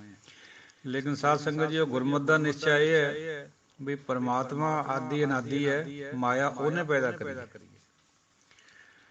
ਚਲੋ ਆਪਣਾ ਆਪਣਾ ਖਿਆਲ ਹੁੰਦਾ, ਕਿਉਂਕਿ ਸਾਰਿਆਂ ਦੀ ਸੋਚ ਗੁਰੂ ਨਾਨਕ ਪਾਤਸ਼ਾਹ ਵਰਗੀ ਨਹੀਂ ਹੋ ਸਕਦੀ। ਇੱਕ ਸ੍ਰਿਸ਼ਟੀ ਦਾ ਮਾਲਕ ਗੁਰੂ ਹੋਵੇ ਤੇ ਦੂਜੇ ਪੂਜਨੀਕ ਸਤਿਕਾਰ ਤਾਂ ਜ਼ਰੂਰ ਉਹਨਾਂ ਦਾ ਵੀ ਕਰਨਾ ਬਣਦਾ ਹੈ, ਪਰ ਗੁਰੂ ਨਾਨਕ ਸਾਹਿਬ ਦੇ ਬਰਾਬਰ ਕਿਸੇ ਦੀ ਸੋਚ ਆ ਜਾਊਗੀ, ਇਹ ਗੱਲ ਗੁਰਬਾਣੀ ਨਹੀਂ ਮੰਨਦੀ ਹੈ। ਇਹਦੀ ਵਿਚਾਰ ਵੀ ਕਰੀ ਜਾ ਸਕਦੀ ਹੈ, ਕਿਉਂਕਿ ਗੁਰੂ ਔਰ ਪਰਮਾਤਮਾ ਇੱਕ ਹੈ। ਕਿਸੇ ਅਵਤਾਰ ਨੂੰ ਜਾਂ ਕਿਸੇ ਵਿਸ਼ੇਸ਼ ਵਿਅਕਤੀ ਨੂੰ, ਕਿਸੇ ਦੇਵਤੇ ਨੂੰ ਇਹ ਮਾਣ ਨਹੀਂ ਪ੍ਰਾਪਤ ਹੈ ਵੀ ਉਹ ਪਰਮਾਤਮਾ ਹੈ ਜਾਂ ਉਹਦੇ ਬਰਾਬਰ ਹੈ। ਨੋ ਨੋ, ਗੁਰ ਪਰਮੇਸ਼ਰ ਇੱਕੋ ਜਾਣ ਦੀ ਗੱਲ ਹੋ ਰਹੀ ਹੈ ਗੁਰਬਾਣੀ 'ਚ। ਉਹ ਸਾਧ ਸੰਗਤ ਜੀ, ਉਹ ਇੱਕ ਕੋਈ ਵਿੱਚ ਪਾਈ ਹੋਈ ਹੈ ਆਡੀਓ ਕਿਸੇ ਪ੍ਰੇਤ ਬਾਰੇ 'ਚ। ਗੁਰੇਜ਼ ਕਰਿਆ ਕਰੋ ਇਹੀਆਂ ਜਿਹੀਆਂ ਚੀਜ਼ਾਂ ਪਾਉਣ ਤੋਂ, ਕਿਉਂਕਿ ਦੇਖੋ ਸਾਡੀ ਮੈਜੋਰਟੀ ਤਾਂ ਹੁਣ ਵੀ ਮੰਨਦੀ ਹੈ ਇਹਨਾਂ ਚੀਜ਼ਾਂ ਨੂੰ, ਸਾਖੀਆਂ ਨੂੰ, ਭਾਵੇਂ ਗੁਰਮਤਿ ਦੇ ਆਸ਼ੇ ਤੇ ਉਲਟੇ ਹੁਣ ਤਾਂ ਵੀ ਮੰਨੀ ਜਾਂਦੇ ਨੇ। ਨਵੀਂ ਲਾਈਟ ਵਾਲੇ ਨਹੀਂ ਮੰਨਦੇ ਇਹਨਾਂ ਚੀਜ਼ਾਂ ਨੂੰ, ਸਿਰੇ ਤੋਂ ਖਾਰਜ ਕਰ ਦਿੰਦੇ। ਭਾਵੇਂ ਕੁਛ ਵਿੱਚ ਚੰਗਾ ਵੀ ਹੋਵੇ, ਉਹ ਸੁਣਨਾ ਵੀ ਨਹੀਂ ਚਾਹੁੰਦੇ। ਤੋ ਦੱਸ ਰਹੇ ਨੇ ਵੀ ਉਹ ਬਹੁਤੀ ਨਹੀਂ ਸੁਣੀ, ਬਸ ਸੁਣਨ ਲੱਗਿਆ ਸੀ, ਫਿਰ ਉਹ ਨਹੀਂ ਸੁਣ ਸਕੇ। ਇਸ ਕਰਕੇ ਇਹ ਹੁਣ ਆਪਣਾ ਆਪਣਾ ਮਤ ਹੈ। ਕੁਛ ਲੋਕ ਸਾਖੀਆਂ ਨੂੰ ਮੰਨਦੇ ਆ, ਕੁਛ ਬਿਲਕੁਲ ਨਹੀਂ ਮੰਨਦੇ ਵੀ ਉਹ ਪ੍ਰਮਾਣਿਕ ਨਹੀਂ ਹੈ। ਕੋਈ ਗੁਰੂ ਸਾਹਿਬ ਦੀ ਰਚਨਾ ਤੋਂ ਕਹੀ ਹੋਈ ਹੋਵੇ ਉਹ ਤਾਂ ਮੰਨਣਯੋਗ ਹੁੰਦੀ ਹੈ। ਸਾਡੇ ਤਾਂ ਮੰਨਣ ਖਾਤਰ ਗੁਰਬਾਣੀ ਦਾ ਸਾਗਰ ਬਹੁਤ ਹੈ। ਜੇ ਗੁਰਬਾਣੀ ਨੂੰ ਇਹ ਮੰਨ ਲਈਏ ਫਿਰ ਸਾਨੂੰ ਬਾਹਰ ਜਾਣ ਦੀ ਲੋੜ ਹੀ ਨਹੀਂ ਗੁਰਬਾਣੀ ਤੋਂ। ਇਹ ਜਿਹੜੀਆਂ ਸਾਖੀਆਂ ਹੁੰਦੀਆਂ ਡਿਸਟੋਰਟਡ ਵੀ ਹੁੰਦੀਆਂ ਬਹੁਤ ਵਾਰੀ, ਔਰ ਕਿਸੇ ਆਪਣੇ ਐਂਗਲ ਤੋਂ ਬਣਾਈਆਂ ਹੋਈਆਂ ਹੁੰਦੀਆਂ, ਦਿਸ਼ਾ ਹੁੰਦੀ ਜਾਣ ਕੇ ਦਿੱਤੀ ਹੋਈ, ਔਰ ਕਈ ਵਾਰ ਵਿੱਚ ਤੱਤ ਵੀ ਹੁੰਦਾ। ਦੋਏ ਗੱਲਾਂ, ਇਹਦੇ ਬਾਰੇ ਕੋਈ ਕੁਛ ਨਹੀਂ ਕਹਿ ਸਕਦਾ। ਕਿਹਨੇ ਮੰਨਣੀ ਹੈ, ਕਿਸੇ ਨੇ ਨਹੀਂ ਮੰਨਣੀ ਹੈ, ਆਪਣਾ ਵਿਵੇਕ ਹੈ। ਗੁਰਬਾਣੀ ਅਨੁਸਾਰ ਜੇ ਵਿਵੇਕ ਜਾਗ ਪਿਆ, ਉਹ ਸਮਝ ਆ ਜਾਏਗੀ ਵੀ ਇਹ ਮੰਨਣੀ ਹੈ ਜਾਂ ਨਹੀਂ ਮੰਨਣੀ ਹੈ, ਇਹਦੇ ਚੋਂ ਕਿੰਨੀ ਮੰਨਣੀ ਹੈ। ਇਸ ਕਰਕੇ ਕੋਈ ਬਹਿਸ ਦਾ ਵਿਸ਼ਾ ਨਹੀਂ, ਇਹਨੂੰ ਆਪਾਂ ਇੱਕਣ ਸਮਝ ਲਈਏ ਵੀ let us agree to disagree. ਆਓ ਡਿਸਐਗਰੀ ਹੁੰਦੇ ਹੋਏ, ਨਾ ਸਹਿਮਤ ਹੁੰਦੇ ਹੋਏ ਵੀ ਇਸ ਗੱਲ ਤੇ ਸਹਿਮਤ ਹੋ ਜਾਈਏ ਵੀ ਹਾਂ ਭਾਈ ਅਸੀਂ ਇਹਨੂੰ ਸਹਿਮਤ ਨਹੀਂ ਹੈ, ਇਹਦੇ ਉੱਪਰ ਇਸ ਗੱਲ ਪਰ ਸਹਿਮਤੀ ਪ੍ਰਗਟ ਕਰ ਦਈਏ, ਤਾਂ ਫਿਰ ਸੰਗਤ ਉਸੇ ਤਰ੍ਹਾਂ ਚੱਲੀ ਜਾਂਦੀ ਹੈ। ਕੋਈ ਵਿਸ਼ਾ ਇਹਦੇ 'ਚ ਇੰਨਾ ਬਣਾਓ ਬਈ ਕੌਣ ਠੀਕ ਹੈ ਕੌਣ ਗਲਤ ਹੈ। ਜਿੱਥੇ ਮਹਾਂਪੁਰਸ਼ ਹੁੰਦੇ ਆ, ਮਹਾਂਪੁਰਸ਼ ਦੀ ਬਹੁਤ ਵਡਿਆਈ ਗੁਰਬਾਣੀ ਕਹਾਉਂਦੀ ਹੈ। ਪਰ ਸਵਾਲ ਇਹ ਹੈ ਵੀ ਸਾਨੂੰ ਪਤਾ ਤਾਂ ਹੋਵੇ ਵੀ ਮਹਾਂਪੁਰਸ਼ ਕੋਈ ਹੈ ਜਾਂ ਨਹੀਂ ਹੈ। ਅੰਧ ਵਿਸ਼ਵਾਸ 'ਚ ਕਿਸੇ ਨੂੰ ਮਹਾਂਪੁਰਸ਼ ਕਹਿ ਦੇਣਾ, ਜਿਵੇਂ ਪੰਜਾਬ 'ਚ ਹੋ ਵੀ ਰਿਹਾ, ਉਹ ਗੱਲ ਠੀਕ ਨਹੀਂ ਗੁਰਬਾਣੀ ਮੰਨਦੀ। ਜੇ ਮਹਾਂਪੁਰਸ਼ ਹੈ ਫਿਰ ਉਹਦੀ ਜਿੰਨੀ ਵੀ ਮਹਿਮਾ ਕਰੀਏ ਥੋੜ੍ਹੀ ਹੈ। ਫਿਰ ਗੁਰੂ ਨਾਨਕ ਪਾਤਸ਼ਾਹ ਉਹਦੇ ਚਰਨਾਂ ਦੀ ਧੂੜ ਮੰਗਦੇ ਆ, ਤੇ ਅਸੀਂ ਤਾਂ ਫਿਰ ਕਿਉਂ ਨਹੀਂ ਮੰਗਾਂਗੇ। ਇਸ ਕਰਕੇ ਹੁਣ ਇਹਨਾਂ ਬਾਰੇ 'ਚ ਕੁਛ ਕਹਿਣਾ ਬਹੁਤ ਔਖਾ ਹੈ, ਕਿਉਂਕਿ ਪਹਿਲਾਂ ਹੀ ਆਲਰੇਡੀ ਸਾਡਾ ਪੰਥ ਬਹੁਤ ਵੰਡਿਆ ਹੋਇਆ ਇਹਨਾਂ ਗੱਲਾਂ ਦੇ ਉੱਤੇ। ਤਾਂ ਚਲੋ ਗੁਰੇਜ਼ ਕਰਨਾ ਚਾਹੀਦਾ, ਜਿਹੜੀ ਗੱਲ ਵਿੱਚ ਜ਼ਿਆਦਾ ਉਹ ਹੈ। ਹਾਂ ਠੀਕ ਹੈ, ਵਿਚਾਰ ਖਾਤਰ ਤਾਂ ਰੱਖੀ ਜਾ ਸਕਦੀ ਹੈ, ਲੇਕਿਨ ਇਹਦੇ ਨਾਲ ਫਿਰ ਦੂਜਾ ਭਾਵਨਾ ਨਾ ਬਣ ਜੇ ਵੀ ਇੱਕ ਦੂਜੇ ਪ੍ਰਤੀ ਜਿਹੜੀ ਐਨੀਮੋਸਟੀ ਜੀ ਹੁੰਦੀ ਹੈ ਨਾ, ਉਹ ਨਹੀਂ ਠੀਕ ਹੁੰਦੀ। ਬਸ ਐਂ ਸਮਝੀਏ ਵੀ let us agree to disagree. ਕੋਈ ਅਪਸ਼ਬਦ ਦੀ ਖਿਮਾ ਔਰ ਅਸੀਸਾਂ ਦਿਓ ਤਾਂ ਕਿ ਵਿਵੇਕ ਬਣ ਜੇ, ਕੋਈ ਸਮਝ ਆ ਜੇ ਬਾਣੀ ਦੀ। ਇਹ ਬਹੁਤ ਬੜਾ ਸਾਗਰ ਹੈ, ਇਹਦੇ 'ਚੋਂ ਕੋਈ ਮੋਤੀ ਹੱਥ ਲੱਗ ਜੇ, ਬਸ ਇਹੀ ਆਰਜ਼ੂ ਹੋਣੀ ਚਾਹੀਦੀ ਬੰਦੇ ਦੀ। ਸਾਡੀ ਵੀ ਇਹੀ ਹੈ, ਜਿੰਨੀ ਵਾਰ ਵੀ ਪੜ੍ਹਦੇ ਹਾਂ ਹਰ ਵਾਰੀ ਕੁਛ ਨਾ ਕੁਛ ਨਵਾਂ ਹੀ ਮਿਲ ਜਾਂਦਾ। ਮਨ ਚਾਹੀਦਾ ਸਿੱਖਣ ਵਾਲਾ, ਸਿੱਖ ਨੂੰ ਸਾਰੀ ਉਮਰ ਸਿੱਖਣਾ ਹੀ ਚਾਹੀਦਾ ਹੈ। ਸਿੱਖ ਦੇ ਮਨ 'ਚ ਕਦੇ ਆਉਣਾ ਹੀ ਨਹੀਂ ਚਾਹੀਦਾ ਵੀ ਮੈਨੂੰ ਕੋਈ ਸੰਤ ਕਹੇ ਜਾਂ ਮੈਂ ਸੰਤ ਹੈ ਜਾਂ ਕੋਈ ਫਲਾਣਾ ਸੰਤ ਹੈ। ਕਿਉਂ ਬਈ, ਜੇ ਆਪਾਂ ਉਹਨੂੰ ਭਾਈ ਸਾਹਿਬ ਕਹਿ ਦਈਏ ਜਾਂ ਉਹਨੂੰ ਕੋਈ ਬਾਬਾ ਜੀ ਕਹਿ ਦਈਏ, ਜਿਵੇਂ ਸਿੱਖ ਹਿਸਟਰੀ 'ਚ ਵੀ ਕਿਹਾ ਗਿਆ, ਸਿੱਖ ਹਿਸਟਰੀ 'ਚ ਕਿਸੇ ਨੂੰ ਵੀ ਸੰਤ ਨਹੀਂ ਕਿਹਾ ਗਿਆ, ਇਹ ਗੱਲ ਸੱਚਾਈ ਹੈ। 1469 ਤੋਂ ਲੈ ਕੇ 1920 ਦੇ ਲਗਭਗ ਜਾਂ 1708 ਤੱਕ ਖਾਸ ਤੌਰ ਪਰ। ਤੋ ਗੁਰੂ ਆਪਣਾ ਭਾਈ ਗੁਰਦਾਸ ਜੀ ਨੂੰ ਵੀ ਤਾਂ ਕਿਹਾ ਸੀ ਗੁਰੂ ਸਾਹਿਬ ਨੇ ਵੀ ਲਿਆਓ ਤੁਹਾਡੀ ਬਾਣੀ ਵੀ ਵਿੱਚ ਚੜ੍ਹਾ ਦਈਏ। ਉਹ ਕਹਿੰਦੇ ਨਹੀਂ ਮਹਾਰਾਜ, ਮੈਂ ਸਿੱਖ ਹੀ ਚੰਗਾ। ਤੋ ਸਿੱਖ ਰਹਿਣਾ ਤਾਂ ਬਹੁਤ ਵਧੀਆ ਗੱਲ ਹੈ ਸਿੱਖਾਂ ਵਾਸਤੇ, ਕਿਉਂ ਸਾਡੇ ਮਨ 'ਚ ਇਹ ਲਾਲਸਾ ਹੋਵੇ ਵੀ ਸਾਨੂੰ ਸੰਤ ਕਹੋ। ਦਾਸਰੇ ਨੇ ਦੇਖਿਆ ਜੇ ਨਾ ਸੰਤ ਸ਼ਬਦ ਕਹੋ ਨਾ, ਜਿਹੜੇ ਸੋ ਕਾਲ ਸੰਤ ਉਹਨੇ ਬਹੁਤ ਜ਼ਿਆਦਾ ਗੁੱਸਾ ਮਨਾਉਨੇ, ਔਰ ਪਿੱਛੇ ਅੱਗੇ ਫਿਰ ਉਹ ਬੁਰਾ ਸ਼ਬਦ ਵੀ ਬੋਲਦੇ ਆ ਵੀ ਫਲਾਣਾ ਸਾਨੂੰ ਸੰਤ ਨਹੀਂ ਕਹਿੰਦਾ ਹੈਗਾ, ਕਿਉਂਕਿ ਸੰਤ ਹੈ ਹੀ ਨਹੀਂ ਹੈ। ਜਿਹੜਾ ਸੰਤ ਹੋਊਗਾ ਉਹ ਤਾਂ ਉਹਨੂੰ ਇਹੀ ਜਿਹੀਆਂ ਚੀਜ਼ਾਂ ਤਾਂ ਹੀ ਕੋਈ ਮਤਲਬ ਹੀ ਨਹੀਂ ਹੁੰਦਾ ਵੀ ਮੈਨੂੰ ਕੋਈ ਕਹੇ ਜਾਂ ਨਾ ਕਹੇ, ਉਹ ਤਾਂ ਪ੍ਰਮਾਤਮਾ ਦਾ ਭਗਤ ਹੁੰਦਾ ਹੈ। ਸੋ ਇਹ ਵਿਚਾਰਾਂ ਨੂੰ ਆਪਾਂ ਨਾ ਬਹੁਤਾ ਤੋਲ ਲਈਏ। ਨਵੀਂ ਜਿਹੜੀ ਜਨਰੇਸ਼ਨ ਹੈ ਉਹਨੇ ਨਹੀਂ ਕਿਸੇ ਨੂੰ ਵੀ ਇਸ ਤਰ੍ਹਾਂ ਸੰਤ ਬੋਲਣਾ ਹੈ, ਜਿਵੇਂ ਹੋ ਰਿਹਾ ਪੰਜਾਬ ਦੇ ਵਿੱਚ, ਜਿਹਦਾ ਇੱਕ ਚੱਲਣ ਬਣ ਚੁੱਕਿਆ। ਕੋਈ ਉਹ ਪਿੰਡ ਬਚਿਆ ਵਾ ਹੋਊਗਾ। ਔਰ ਵਿਡੰਬਣਾ ਇਸ ਗੱਲ ਦੀ ਵੀ ਹੈ, ਆਪ ਜੀ ਵਿਚਾਰਿਓ ਸਾਰੇ ਹੀ, ਬਈ ਜਿੱਥੇ ਵੀ ਕੋਈ ਥੋੜਾ ਬਹੁਤ ਗੁਰਬਾਣੀ ਦਾ ਜਾਣਨ ਵਾਲਾ ਹੋ ਜਾਂਦਾ, ਪਾਠੀ ਜਾਂ ਥੋੜਾ ਜਿਹਾ ਉਸ ਤੋਂ ਉੱਚਾ ਥੋੜਾ ਬਹੁਤਾ ਅਰਥ ਭੇਦ ਜਾਣ ਲੱਗ ਜਾਂਦਾ ਹੈ, ਉਹਨੂੰ ਅਸੀਂ ਲੋਕ ਫਿਰ ਸੰਤ ਹੀ ਸਮਝਦੇ ਹਾਂ। ਔਰ ਉਸ ਪਿੰਡ ਦੇ ਨਾਲ ਵੀ ਸਾਹਿਬ ਸ਼ਬਦ ਲੱਗਣ ਲੱਗ ਜਾਂਦਾ ਹੈ। ਬਹੁਤ ਸਾਰੇ ਪਿੰਡ ਹੈ ਪੰਜਾਬ ਦੇ ਵਿੱਚ ਜਿਨ੍ਹਾਂ ਦੇ ਪਿਛਲੇ 20-30 ਸਾਲਾਂ 'ਚ ਸਾਹਿਬ ਸ਼ਬਦ ਜੁੜ ਗਿਆ, ਫਲਾਣਾ ਸਾਹਿਬ, ਧਿਮਕਾ ਸਾਹਿਬ। ਸੋਚ ਕੇ ਦੇਖੋ ਵੀ ਹੁਣ ਤੋਂ 500, 700, 1000, 2000 ਸਾਲ ਤਾਈਂ ਦੁਨੀਆ ਤਾਂ ਚੱਲਦੀ ਰਹਿਣੀ ਹੈ। ਕੋਈ ਪੰਜਾਬ ਦਾ ਪਿੰਡ ਬਚੂਗਾ ਜਿਹੜਾ ਸਾਹਿਬ ਨਹੀਂ ਹੋਊਗਾ? ਬਹੁਤ ਵਿਚਾਰਨ ਵਾਲੀ ਗੱਲ ਹੈ। ਤੋ ਸਾਹਿਬ ਸ਼ਬਦ ਗੁਰੂਆਂ ਖਾਤਰ ਹੀ ਰਹਿਣ ਦਈਏ ਤਾਂ ਚੰਗੀ ਗੱਲ ਹੈ। ਭਾਵੇਂ ਕਿ ਜਿਹੜਾ ਕੋਈ ਗੁਰਮੁਖ ਹੁੰਦਾ ਹੈ, ਗੁਰਮੁਖ ਨੂੰ ਆਪਾਂ ਕੁਛ ਵੀ ਕਹਿ ਸਕਦੇ ਹਾਂ, ਕੋਈ ਇਤਰਾਜ਼ ਨਹੀਂ ਹੈ, ਪਰ ਇਹਦੀ ਆੜ ਦੇ ਵਿੱਚ ਜੋ ਕੁਛ ਹੋ ਰਿਹਾ ਹੈ ਉਹ ਤੋਂ ਬਚੀਏ। ਜੇ ਵਿਚਾਰਕ ਹੈ ਆਪਾਂ ਤਾਂ ਲੋਕਾਂ ਨੂੰ ਵੀ ਕੋਸ਼ਿਸ਼ ਕਰੀਏ ਦੱਸਣ ਦੀ ਵੀ ਭਾਈ ਹਰ ਇੱਕ ਬੰਦਾ ਸਾਹਿਬ ਨਹੀਂ ਹੁੰਦਾ ਹੈ, ਸੇਵਕ ਰਹਿਣਾ ਠੀਕ ਹੈ। ਫਿਰ ਤਾਂ ਕੋਈ ਅੱਜ ਤੇ 1000, 2000 ਸਾਲ ਤਾਈਂ ਕੋਈ ਪਿੰਡ ਬਚੂਗਾ ਹੀ ਨਹੀਂ ਜਿਹਨੂੰ ਸਾਹਿਬ ਨਾਲ ਲੱਗਿਆ ਹੋਵੇ ਨਾ। ਇਹ ਗੱਲ ਬਹੁਤ ਵਿਚਾਰਨ ਵਾਲੀ ਹੈ। ਸਾਹਿਬ ਕੇਵਲ ਗੁਰੂ ਔਰ ਪਰਮਾਤਮਾ ਹੈ, ਬਾਕੀ ਸਭ ਸਿੱਖੀ ਔਰ ਸੇਵਕੀ ਹੈ, ਸੰਗਤੀ ਹੈ। ਸਿੱਖੀ ਅਤੇ ਸੰਗਤੀ ਪਾਰ ਬ੍ਰਹਮ ਕਰ ਨਮਸਕਾਰਿਆ। ਅਸੀਂ ਸਿੱਖੇ ਰਹਿਣਾ ਠੀਕ ਹੈ, ਸੰਗਤ ਵਿੱਚ ਹੀ ਰਹਿਣਾ, ਸੰਗਤੀ ਬਣ ਕੇ ਰਹਿਣਾ ਠੀਕ ਹੈ, ਬਜਾਏ ਅਸੀਂ ਅੰਧ ਵਿਸ਼ਵਾਸ ਵਿੱਚ ਜਾਂ ਵੈਸੇ ਵੀ ਚਾਹੇ ਠੀਕ ਵੀ ਹੋਵੇ ਕਿਉਂ ਕਿਹਾ ਜਾਵੇ, ਨਹੀਂ ਕਹਿਣਾ ਚਾਹੀਦਾ। ਇਹ ਦਾਸਰੇ ਦਾ ਵੀ ਮਤ ਇਹੀ ਹੈ। ਕਿਸੇ ਨੂੰ ਚੰਗੀ ਲੱਗੇ ਜਾਂ ਨਾ ਲੱਗੇ ਉਹ ਲਹਿਦਾ ਗੱਲ ਹੈ।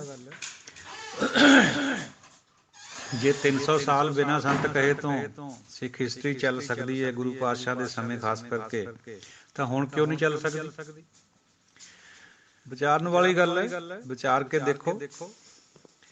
ਹਾਂ, ਹੁਣ ਜੇ ਸਾਨੂੰ ਸੰਗਤ ਜਾਂ ਵਿਚਾਰਾਂ ਹੀ ਹੋਰ ਪਾਸੇ ਦੀਆਂ ਪਹਿਲਾਂ ਹੀ ਮਿਲੀਆਂ ਹੋਈਆਂ ਵੀ ਸਾਰਿਆਂ ਨੂੰ ਸੰਤ ਹੀ ਕਹਿਣਾ ਹੈ, ਤੇ ਕਹੀ ਜਾਓ, ਸਾਨੂੰ ਕਿਸੇ ਨੂੰ ਇਤਰਾਜ਼ ਵੀ ਕਿਹਾ, ਪਰ ਵਿਚਾਰਕ ਦਾ ਫਰਜ਼ ਬਣਦਾ ਹੈ ਜੋ ਗੁਰਬਾਣੀ ਫਰਮਾਉਂਦੀ ਹੈ ਤੇ ਸਿੱਖ ਇਤਿਹਾਸ ਕਹਿੰਦਾ, ਇਹਨਾਂ ਦੋਹਾਂ ਗੱਲਾਂ ਨੂੰ ਆਪਾਂ ਛੱਡ ਨਹੀਂ ਸਕਦੇ। ਸਾਹਿਬਜ਼ਾਦਿਆਂ ਨੂੰ ਸੰਤ ਨਹੀਂ ਕਿਹਾ ਗਿਆ, ਬਾਬਾ ਜੀ ਰੁਤਬਾ ਉਹਨਾਂ ਦਾ। ਕਿਸੇ ਵੀ ਮਹਾਂਪੁਰਸ਼ ਨੂੰ ਸਿੱਖੀ ਦੇ ਟਾਈਮ ਯਾਨੀ ਸਿੱਖ ਹਿਸਟਰੀ ਦੇ ਵਿੱਚ ਪਹਿਲੀ ਗੱਲ ਨਹੀਂ ਹੈ, ਪਹਿਲੇ ਸੰਤ ਹੁੰਦਾ ਕਿਉਂ ਨਹੀਂ? ਗੁਰਬਾਣੀ ਪ੍ਰਵਾਨ ਕਰਦੀ ਹੈ। ਪ੍ਰਹਲਾਦ ਨੂੰ ਵੀ ਸੰਤ ਕਿਹਾ ਗਿਆ, ਧਰੋ ਨੂੰ ਵੀ ਕਿਹਾ ਗਿਆ, ਰਾਜੇ ਜਨਕ ਨੂੰ ਵੀ ਕਿਹਾ ਗਿਆ, ਗੁਰਮੁਖ ਮਾਇਆ ਵਿੱਚ ਉਦਾਸੀ। ਉਹਦੀ ਆੜ ਵਿੱਚ ਆਪਾਂ ਨਾ ਆਪਣੀ ਹਿਸਟਰੀ ਨੂੰ ਪੋਲਿਊਟ ਨਾ ਕਰੀਏ। ਜੇ ਸਾਡੇ ਬਜ਼ੁਰਗਾਂ ਨੇ, ਦਾਨਿਆਂ ਨੇ ਨਹੀਂ ਸੰਤ ਸ਼ਬਦ ਵਰਤਿਆ ਕਿਸੇ ਖਾਤਰ ਵੀ, ਐਡੀਆਂ ਉੱਚੀਆਂ ਅਵਸਥਾ ਵਾਲੇ ਸ਼ਹੀਦ, ਨਾਮ ਜਪਣ ਵਾਲੇ, ਬਾਣੀ ਨੂੰ ਲਿਖਣ ਵਾਲੇ, ਫਿਰ ਸਾਡੀ ਕਿਆ ਮਜਬੂਰੀ ਹੈ ਵੀ ਅਸੀਂ ਹਰ ਇੱਕ ਨੂੰ ਸੰਤ ਕਹੀਏ? ਸੋਚਣ ਵਾਲੀ ਗੱਲ ਹੈ। ਸੇਵਕ ਹੀ ਠੀਕ ਹੈ। ਕਹਿਣ 'ਚ ਆਏ ਕੋਈ ਇਤਰਾਜ਼ ਨਹੀਂ, ਜੇ ਕੋਈ ਹੋਵੇ ਹੀ, ਬਣਦਾ ਹੀ ਹੋਵੇ। ਜਿਵੇਂ ਬਾਬਾ ਜੀ ਮਸਤੂਆਣੇ ਵਾਲਿਆਂ ਨੂੰ ਦੇ ਦਿੱਤਾ ਖਿਤਾਬ, ਉਹਦੇ ਬਾਰੇ ਆਪਾਂ ਬਹੁਤੀ ਬਹਿਸ ਨਹੀਂ ਕਰ ਸਕਦੇ, ਪਰ ਉਹਦੀ ਆੜ ਵਿੱਚ ਹੁਣ ਕਿਆ ਹੋ ਗਿਆ ਪਿਛਲੇ 150 ਸਾਲਾਂ 'ਚ ਦੇਖ ਲਓ ਤੁਸੀਂ, ਗਾਹਾਂ ਕਿਆ ਹੋਣ ਵਾਲਾ ਉਹ ਵੀ ਵਿਚਾਰਿਓ।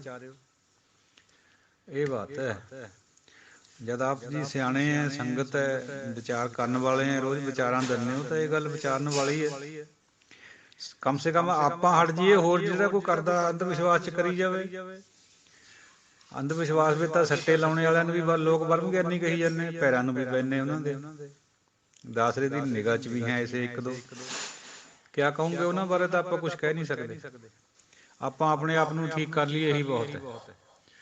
ਕੋਈ ਅਪਸ਼ਬਦ ਦੀ ਦੁਬਾਰਾ ਦਾਸਰਾ ਖਿਮਾ ਮੰਗਦਾ, ਕਿਉਂਕਿ ਦੇਖੋ ਕੁਛ ਵੀ ਕਹਿਣਾ ਅੱਜ ਕੱਲ੍ਹ ਖਤਰੇ ਤੋਂ ਖਾਲੀ ਨਹੀਂ ਹੈ। ਜੇ ਇੱਕ ਗੱਲ ਕਹੋਗੇ ਉਹਦੇ ਬਰਖਲਾਫ ਪਹਿਲਾਂ ਹੀ ਘੜੀਆਂ ਪਈਆਂ ਲੋਕਾਂ ਨੇ, ਦਲੀਲਾਂ ਵੀ, ਗੱਲਾਂ ਵੀ।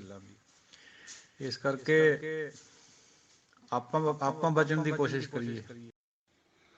ਵਾਹਿਗੁਰੂ ਜੀ ਕਾ ਖਾਲਸਾ, ਵਾਹਿਗੁਰੂ ਜੀ ਕੀ ਫਤਿਹ। ਸਤਿਗੁਰਾਂ ਦੀ ਪਿਆਰੀ ਸਾਧ ਸੰਗਤ ਜੀਓ, ਗਰੁੱਪ ਮੈਂਬਰ ਸਾਹਿਬਾਨ, ਅਗਲੀ ਪੌੜੀ ਦੀ ਵਿਚਾਰ ਹਾਜ਼ਰ ਹੈ ਆਪਣੀ ਤੁੱਛ ਬੁੱਧੀ ਚੋਂ। ਭੁਗਤ ਗਿਆਨ ਦਇਆ ਭੰਡਾਰਨ, ਘਟ ਘਟ ਵਾਜੈ ਨਾਦ। ਆਪ ਨਾਥ ਨਾਥੀ ਸਭ ਜਾਂ ਕੀ, ਰਿਦ ਸਿਧ ਅਵਰਾ ਸਾਧ। ਸੰਜੋਗ ਵਿਜੋਗ ਦੋਇ ਕਾਰ ਚਲਾਮੈ, ਲੇਖੇ ਆਵੈ ਭਾਗ।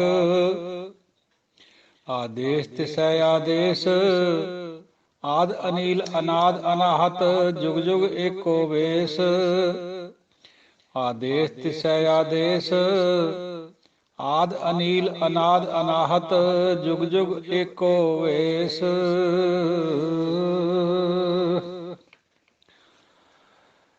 ਗੁਰੂ ਪਾਤਸ਼ਾਹ ਧੰਨ ਧੰਨ ਗੁਰੂ ਨਾਨਕ ਦੇਵ ਜੀ ਮਹਾਰਾਜ ਸਾਨੂੰ ਅੱਗੇ ਸਮਝਾ ਰਹੇ हैं। ਜੋਗੀਆਂ ਦੀ ਪ੍ਰਥਾਈ ਹੈ ਵੀ ਪੌੜੀ। ਭੁਗਤ ਗਿਆਨ ਦਇਆ ਭੰਡਾਰਨ, ਘਟ ਘਟ ਵਾਜੈ ਨਾਦ। ਭੁਗਤ ਹੁੰਦਾ ਭੋਜਨ, ਚੂਰਮਾ। ਭੁਗਤ ਹੋਵੇ ਭਾਈ ਗਿਆਨ ਦੀ, ਗਿਆਨ ਦਾ ਹੋਵੇ ਚੂਰਮਾ, ਗਿਆਨ ਦਾ ਹੋਵੇ ਤੁਹਾਡਾ ਭੋਜਨ। ਦਇਆ ਹੋਵੇ ਭੰਡਾਰਨ, ਭੰਡਾਰਨ ਹੁੰਦੀ ਹੈ ਜਿਹੜੀ ਸਭ ਨੂੰ ਭੰਡਾਰ ਦਿੰਦੀ ਹੈ। ਇਹ ਦਇਆ ਕਿਉਂਕਿ ਇਸਤਰੀ ਲਿੰਗ, ਇਸ ਕਰਕੇ ਭੰਡਾਰਨ ਸ਼ਬਦ ਆ ਰਿਹਾ, ਭੰਡਾਰੀ ਨਹੀਂ ਆਇਆ। ਦਇਆ ਹੋਵੇ ਭੰਡਾਰਨ, ਦਇਆ ਦੇ ਵਿੱਚੋਂ ਫਿਰ ਨਿਕਲੇ ਗਿਆਨ, ਉਹੀ ਤੁਹਾਡੀ ਭੁਗਤ ਹੋਵੇ, ਉਹੀ ਤੁਹਾਡਾ ਭੋਜਨ ਹੋਵੇ। ਘਟ ਘਟ ਵਾਜੈ ਨਾਦ। ਤੁਸੀਂ ਤਾਂ ਜੋਗਿਓ ਕਹਿੰਦੇ ਵੀ ਸਾਨੂੰ ਨਾਦ ਸੁਣਦਾ ਅੰਦਰ ਤੇ ਧੂਰਾ ਪੀ ਕੇ ਸਿੰਗੀ ਨਾਦ ਵਜਾਉਂਦੇ ਆਪਣੇ ਕੰਨਾਂ 'ਚ। ਪਰ ਗੁਰੂ ਨਾਨਕ ਪਾਤਸ਼ਾਹ ਫਰਮਾਉਂਦੇ ਆ ਵੀ ਸਾਰੇ ਹਿਰਦਿਆਂ ਦੇ ਵਿੱਚ ਪ੍ਰਮਾਤਮਾ ਦਾ ਨਾਦ ਵੱਜ ਰਿਹਾ ਭਾਈ। ਕਿਉਂਕਿ ਜਿਹੜਾ ਵੀ ਨਾਮ ਹੈ ਉਹ ਹਰ ਇੱਕ ਦੇ ਹਿਰਦੇ ਵਿੱਚ ਹੈ। ਪ੍ਰਗਟ ਹੈ ਨਹੀਂ ਹੈ ਇਹ ਅਲੱਗੀ ਗੱਲ ਹੈ। ਪ੍ਰਗਟ ਕਿਸੇ ਸੰਤ ਦੇ ਜਾਂ ਕਿਸੇ ਮਹਾਂਪੁਰਸ਼ ਦੇ ਹਿਰਦੇ 'ਚ ਹੁੰਦਾ ਹੈ ਸਭ ਦੇ। ਨਾਮ ਹਰ ਇੱਕ ਬੰਦੇ ਦੇ ਅੰਦਰ। ਅੰਤਰ ਖੋਟਾ ਅੰਮ੍ਰਿਤ ਭਰਿਆ, ਸ਼ਬਦੇ ਕਾਢ ਪੀਐ ਪਨਿਹਾਰੀ। ਆਪ ਨਾਥ ਨਾਥੀ ਸਭ ਜਾਂ ਕੀ, ਰਿਦ ਸਿਧ ਅਵਰਾ ਸਾਧ। ਉਹ ਆਪ ਹੀ ਨਾਥ ਹੈ, ਮਾਲਕ ਹੈ ਦੁਨੀਆ ਦਾ, ਜਿਹਨੇ ਸਾਰਾ ਕੁਝ ਆਪਣੇ ਆਪ 'ਚ ਨੱਥੀ ਕਰਿਆ ਹੋਇਆ। ਸਭ ਦੇ ਉੱਪਰ ਉਹਦੀ ਰਜ਼ਾ ਚੱਲ ਰਹੀ ਹੈ। ਇਹ ਜਿਹੜੀਆਂ ਰਿਧੀਆਂ ਸਿੱਧੀਆਂ ਹੈ ਇਹ ਦੂਜਾ ਸਵਾਦ ਹੈ, ਡੁਅਲਟੀ। ਜੋਗੀਆਂ ਨੂੰ ਸਮਝਾਇਆ, ਉਹ ਰਿਧੀਆਂ ਸਿੱਧੀਆਂ 'ਚ ਵਿਸ਼ਵਾਸ ਕਰਦੇ ਸੀਗੇ ਵੀ ਭਾਈ ਇਹ ਤਾਂ ਦੂਜਾ ਸਵਾਦ ਹੈ, ਰੱਬ ਵਾਲਾ ਸਵਾਦ ਨਹੀਂ ਹੈ। ਉਹ ਪਰਮਾਤਮਾ ਨੇ ਸਾਰੀ ਦੁਨੀਆ ਨੂੰ ਆਪਣੇ ਹੱਥ 'ਚ ਕਰ ਰੱਖਿਆ ਹੋਇਆ, ਉਸੇ ਦਾ ਹੁਕਮ ਚੱਲਦਾ। ਇਹ ਜਿਹੜਾ ਨਾਥ ਸ਼ਬਦ ਹੈ ਸਾਧ ਸੰਗਤ ਜੀ, ਇਹ ਵੀ ਦੋ ਤਿੰਨ ਅਰਥਾਂ 'ਚ ਆਉਂਦਾ ਗੁਰਬਾਣੀ 'ਚ। ਉਰੇ ਨਾਥ ਦੇ ਥੱਥੇ ਨੂੰ ਔਂਕੜ ਲੱਗੀ ਹੋਣ ਕਰਕੇ ਇੱਕ ਨਾਥ ਦੀ ਗੱਲ ਹੋ ਰਹੀ ਹੈ, ਪਰਮਾਤਮਾ ਨੂੰ ਨਾਥ ਕਿਹਾ ਗਿਆ। ਤੇ ਨਵੇਂ ਨਾਥ ਸੂਰਜ ਅਰ ਚੰਦਾ, ਛੇ ਜਤੀ ਮਾਇਆ ਕੇ ਬੰਦਾ, ਜਿੱਥੇ ਆਉਂਦਾ ਉੱਥੇ ਨਾਥ ਜਿਹੜੇ ਜੋਗੀਆਂ ਦੇ ਵੱਲੋਂ ਪ੍ਰਸਿੱਧ ਨੌ ਨਾਥ ਹੈ ਉਹਨਾਂ ਦੀ ਗੱਲ ਹੋ ਰਹੀ ਹੈ। ਉਹਨਾਂ ਨੂੰ ਵੀ ਗੁਰੂ ਸਾਹਿਬ ਨੇ ਇਹੀ ਫਰਮਾਇਆ ਵੀ ਉਹ ਵੀ ਮਾਇਆ ਦੇ ਬੰਦੇ। ਛੇ ਜਤੀ ਜਿਹਨੂੰ ਦੁਨੀਆ ਬਹੁਤ ਬੜਾ ਕਰਦੀ ਹੈ, ਅਸੀਂ ਵੀ ਸਿੱਖ ਲੋਕ ਵੀ ਕਰੀ ਜਾਂਦੇ ਵਿੱਚ, ਕਿਉਂਕਿ ਸਾਡੇ ਉੱਤੇ ਪੁੱਠ ਚੜੀ ਹੋਈ ਹੈ ਸਨਾਤਨੀ ਧਰਮ ਦੀ।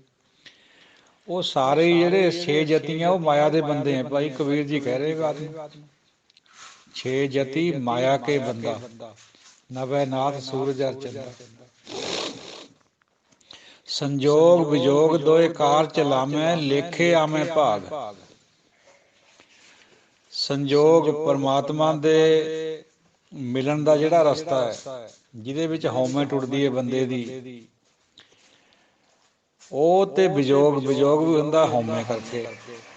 ਇਹ ਦੋਹੇ ਸੰਸਾਰ ਦੀ ਕਾਰ ਨੂੰ ਚਲਾ ਰਹੇ। ਕੋਈ ਬੰਦਾ ਸੰਜੋਗ ਕਰਕੇ ਪਰਮਾਤਮਾ ਦੀ ਗੱਲ ਏਕੇ ਨਾਲ ਜੁੜਿਆ ਹੋਇਆ, ਕੋਈ ਦੂਜੇ ਨਾਲ ਜੁੜੇ ਹੋਏ। ਪਰ ਕਿਸੇ ਵੀ ਬੰਦੇ ਦੇ ਲੇਖੇ ਵਿੱਚ ਉਹਦੇ ਭਾਗ ਆਉਣੇ। ਭਾਗ ਕਿਹੜੇ ਹੈ? ਪ੍ਰਲੰਬਤ, ਜਿਹੜੀ ਕਿ ਉਹਦੇ ਕਰਮਾਂ ਦਾ ਲੇਖਾ ਜੋਖਾ ਕਰਕੇ ਗੁਰੂ ਪਰਮਾਤਮਾ ਉਹਨਾਂ ਦੇ ਮੱਥੇ ਦੇ ਉੱਤੇ ਲਿਖਦਾ।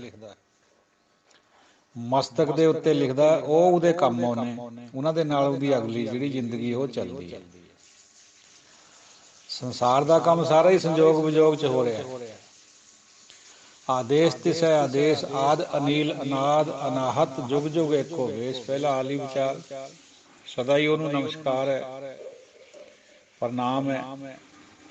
ਉਹ ਬਹੁਤ ਪਹਿਲਾਂ ਤੋਂ ਹੈ, ਆਦ ਤੋਂ ਹੈ, ਜਦ ਕੋਈ ਵੀ ਨਹੀਂ ਥਾ ਉਦੋਂ ਵੀ ਥਾ। ਅਨੀਲ ਵੀ ਹੈ, ਪਵਿੱਤਰ ਵੀ ਹੈ, ਬੇਦਾਗ ਹੈ, ਅਨਾਦੀ ਹੈ, ਨਾਸ ਰਹਿਤ ਹੈ, ਸਦਾ ਤੋਂ ਇੱਕੋ ਸਾਰ ਚੱਲਿਆ ਆ ਰਿਹਾ। ਹੋਰ ਸਭ ਅਸਮਾਨ ਧਰਤੀ ਸਭ ਚੱਲਦੇ ਹੈ, ਉਹ ਅਚਲਾਇਮਾਨ ਹੈ, ਉਹ ਪਰਮਾਨੈਂਟ ਹੈ, ਸਟੇਸ਼ਨਰੀ ਹੈ। ਸਾਰੀ ਦੁਨੀਆ ਆਉਣੀ ਜਾਣੀ ਹੈ, ਮਰਦੀ ਹੈ, ਜੰਮਦੀ ਹੈ। ਸਾਧ ਸੰਗਤ ਜੀ, ਉਹ ਕੱਲ੍ਹ ਇੱਕ ਵਿਚਾਰ ਆਈ ਸੀਗੀ ਪਹਿਲੀ ਪੌੜੀ ਦੇ ਵਿੱਚ ਮੁੰਦਰਾਂ ਦੀ। ਦਾਸਰਾ ਸੋਚਦਾ ਸੀਗਾ ਵੀ ਕੋਈ ਨਾ ਕੋਈ ਗੁਰਮੁਖ ਹੋਰ ਵਿਚਾਰ ਕਰਨਗੇ ਇਹਦੇ ਉੱਤੇ, ਪਰ ਚਲੋ ਇਹ ਨਹੀਂ ਹੋ, ਪਤਾ ਨਹੀਂ ਕਿਵੇਂ ਧਿਆਨ ਨਹੀਂ ਗਿਆ। ਉਰੇ ਮੁੰਦਰਾਂ ਸੰਤੋਖ ਦੀਆਂ ਪਾਉਣ ਖਾਤਰ ਫਰਮਾ ਰਹੇ ਪਾਤਸ਼ਾਹ ਗੁਰੂ ਨਾਨਕ ਦੇਵ ਜੀ। ਜੇ ਆਪਾਂ ਇੱਕ ਤੁਕ ਤੋਂ ਬਿਆਨ ਕਰੀਏ ਵੀ ਗੁਰਬਾਣੀ ਤਾਂ ਸੰਤੋਖ ਦੀਆਂ ਮੁੰਦਰਾਂ ਨੂੰ ਹੀ ਕਹਿੰਦੀ ਹੈ, ਐਸੀ ਗੱਲ ਨਹੀਂ ਹੈ। ਪਾਤਸ਼ਾਹ ਹੋਰ ਜਗ੍ਹਾ ਕੁਛ ਹੋਰ ਵੀ ਫਰਮਾ ਰਹੇ। ਸੁਰਤ ਸਿਮਰਤ ਦੋਏ ਕੰਨੀ ਮੁੰਦਾਂ ਪਰਮਿਤ ਬਾਹਰ ਖਿੰਥਾ।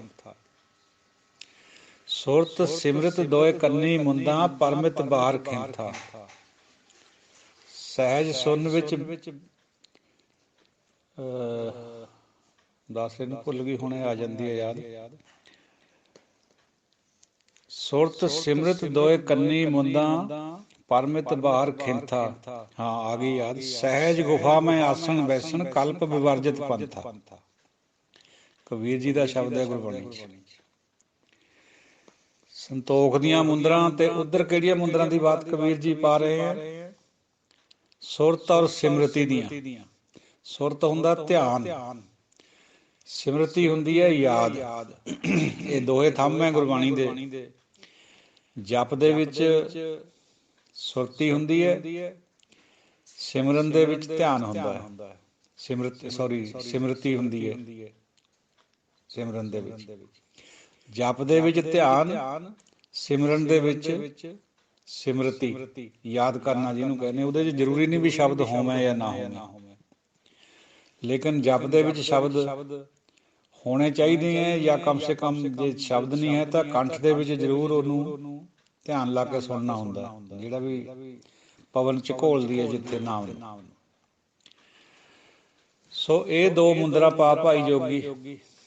ਸੁਰਤ ਸਿਮਰਤ ਦੋਏ ਕੰਨੀ ਮੁੰਦਾਂ ਪਰਮਿਤ ਬਾਹਰ ਖਿੰਥਾ। ਜਿਹੜੀ ਤੂੰ ਖਿੰਥਾ ਗੋਦੜੀ ਪਾਈ ਫਿਰਦਾ ਟਾਕੀਆਂ ਦੀ, ਇਹਦੇ ਨਾਲ ਕਿਆ ਬਣਨਾ? ਇਹ ਤਾਂ ਬਾਹਰ ਦਾ ਕਰਮ ਹੈ। ਤੂੰ ਪਰਮਿਤ ਦੀ ਪਾ। ਪਰਮਿਤ ਕਹਿੰਦੇ ਵਿਵੇਕ ਗਿਆਨ ਨੂੰ। ਵਿਵੇਕ ਗਿਆਨ ਨੂੰ ਅਪਣਾ ਜੋਗੀ। ਆ ਜਿਹੜਾ ਬਾਹਰੀ ਗਿਆਨ ਹੈ ਇਹਨੂੰ ਛੱਡ ਦੇ। ਬਾਹਰੀ ਗਿਆਨ ਭਟਕਾਉਂਦਾ ਹੈ, ਵਿਵੇਕ ਗਿਆਨ ਰੱਬ ਨਾਲ ਮਿਲਾਉਂਦਾ। ਸੁਨ ਗੁਫਾ ਮੈਂ ਆਸਣ ਬੈਸਣ। ਕਬੀਰ ਜੀ ਫਰਮਾ ਰਹੇ ਵੀ ਮੇਰਾ ਬੈਠਣਾ ਸੁਨ ਗੁਫਾ 'ਚ ਹੈ। ਤੇ ਸੁਨ ਗੁਫਾ ਦੀ ਵੀ ਵਿਚਾਰ ਥੋੜੀ ਜਿਹੀ ਕਰਨੀ ਬਣਦੀ ਹੈ। ਕਲਪ ਵਿਵਰਜਿਤ ਪੰਥਾ। ਕਲਪਨਾ ਨੂੰ ਵਿਵਰਜਿਤ ਕਰਨਾ, ਕਲਪਨਾ ਨੂੰ ਰੋਕਣਾ, ਇਹ ਤੇਰਾ ਰਸਤਾ ਹੋਣਾ ਚਾਹੀਦਾ ਭਾਈ। ਇਹ ਪੰਥ ਹੋਣਾ ਚਾਹੀਦਾ। ਆਈ ਪੰਥ ਚੋਂ ਕੁਝ ਨਹੀਂ ਨਿਕਲਣਾ ਤੈਨੂੰ।